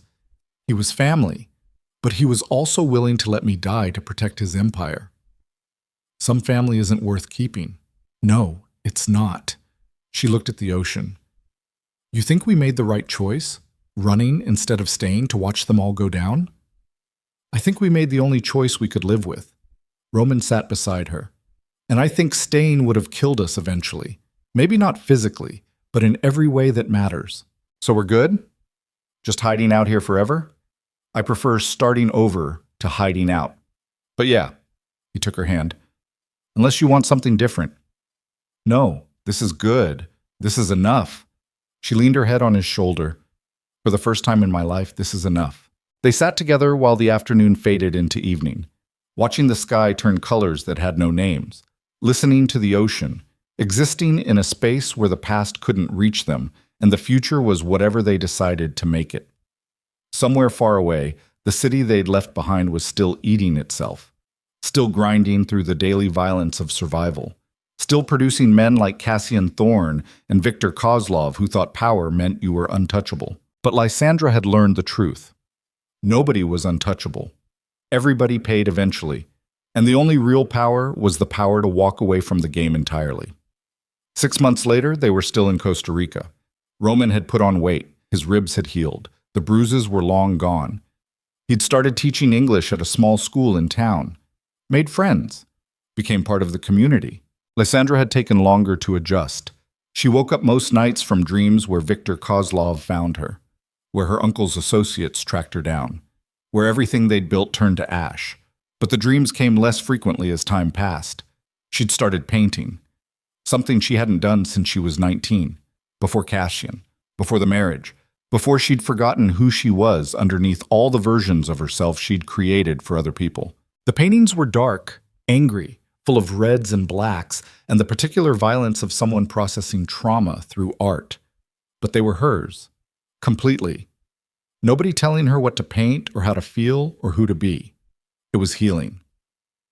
1 year after leaving, Lysandra woke up and realized she'd gone 3 full days without thinking about revenge, without checking news sites for updates on the trials, without wondering if today was the day Kozlov finally found them. She made coffee, walked out to the porch, found Roman already there, reading a book in Spanish he was using to improve his vocabulary. "Morning," he said. "Morning. Sleep okay?" "Yeah, actually I did." She sat beside him. "No nightmares. First time in, I can't even remember." "That's good." "Yeah, it is." She looked at the ocean. Same view they'd had every day for a year. Still beautiful. Still peaceful. "Roman?" "Yeah?" "Thank you." "For what?" "For seeing me. Really seeing me. When I was invisible to everyone else." She turned to look at him. "For staying when you could have walked away. For fighting for me when I didn't think I was worth fighting for." Roman set down his book. "Lys, you've always been worth fighting for. You just didn't know it yet." "I know it now." "Good." He smiled. "Because I plan to keep you around for a while." "How long is a while?" "Rest of my life, probably. If that's okay with you." She leaned into him. "Yeah, that's okay with me." They sat together while the sun climbed higher and the day grew warm, and somewhere very far away, the world they'd left behind continued turning without them. And Lysandra Vale, who'd spent 7 years being someone else's property, someone else's tool, someone else's victim, finally understood what freedom really meant. It meant waking up and choosing yourself every single day, no matter what it cost, no matter who you left behind. She'd paid the price, burned everything down, walked away from a name and a family and an empire that had defined her since birth. And she'd do it again without hesitation. Because the woman sitting on a porch in Costa Rica, drinking coffee with a man who loved her, painting pictures nobody would ever see, living a life nobody could touch. That woman was real. That woman was hers. That woman was finally, impossibly, completely free. And nothing, not Cassian's betrayal, not Kozlov's threats, not her uncle's ambitions, not the weight of 40 years of family history, could ever take that away from her again. The ocean crashed against the beach. The sun warmed her skin. Roman's hand found hers, and for the first time in 7 years, Lysandra Vale smiled and meant it.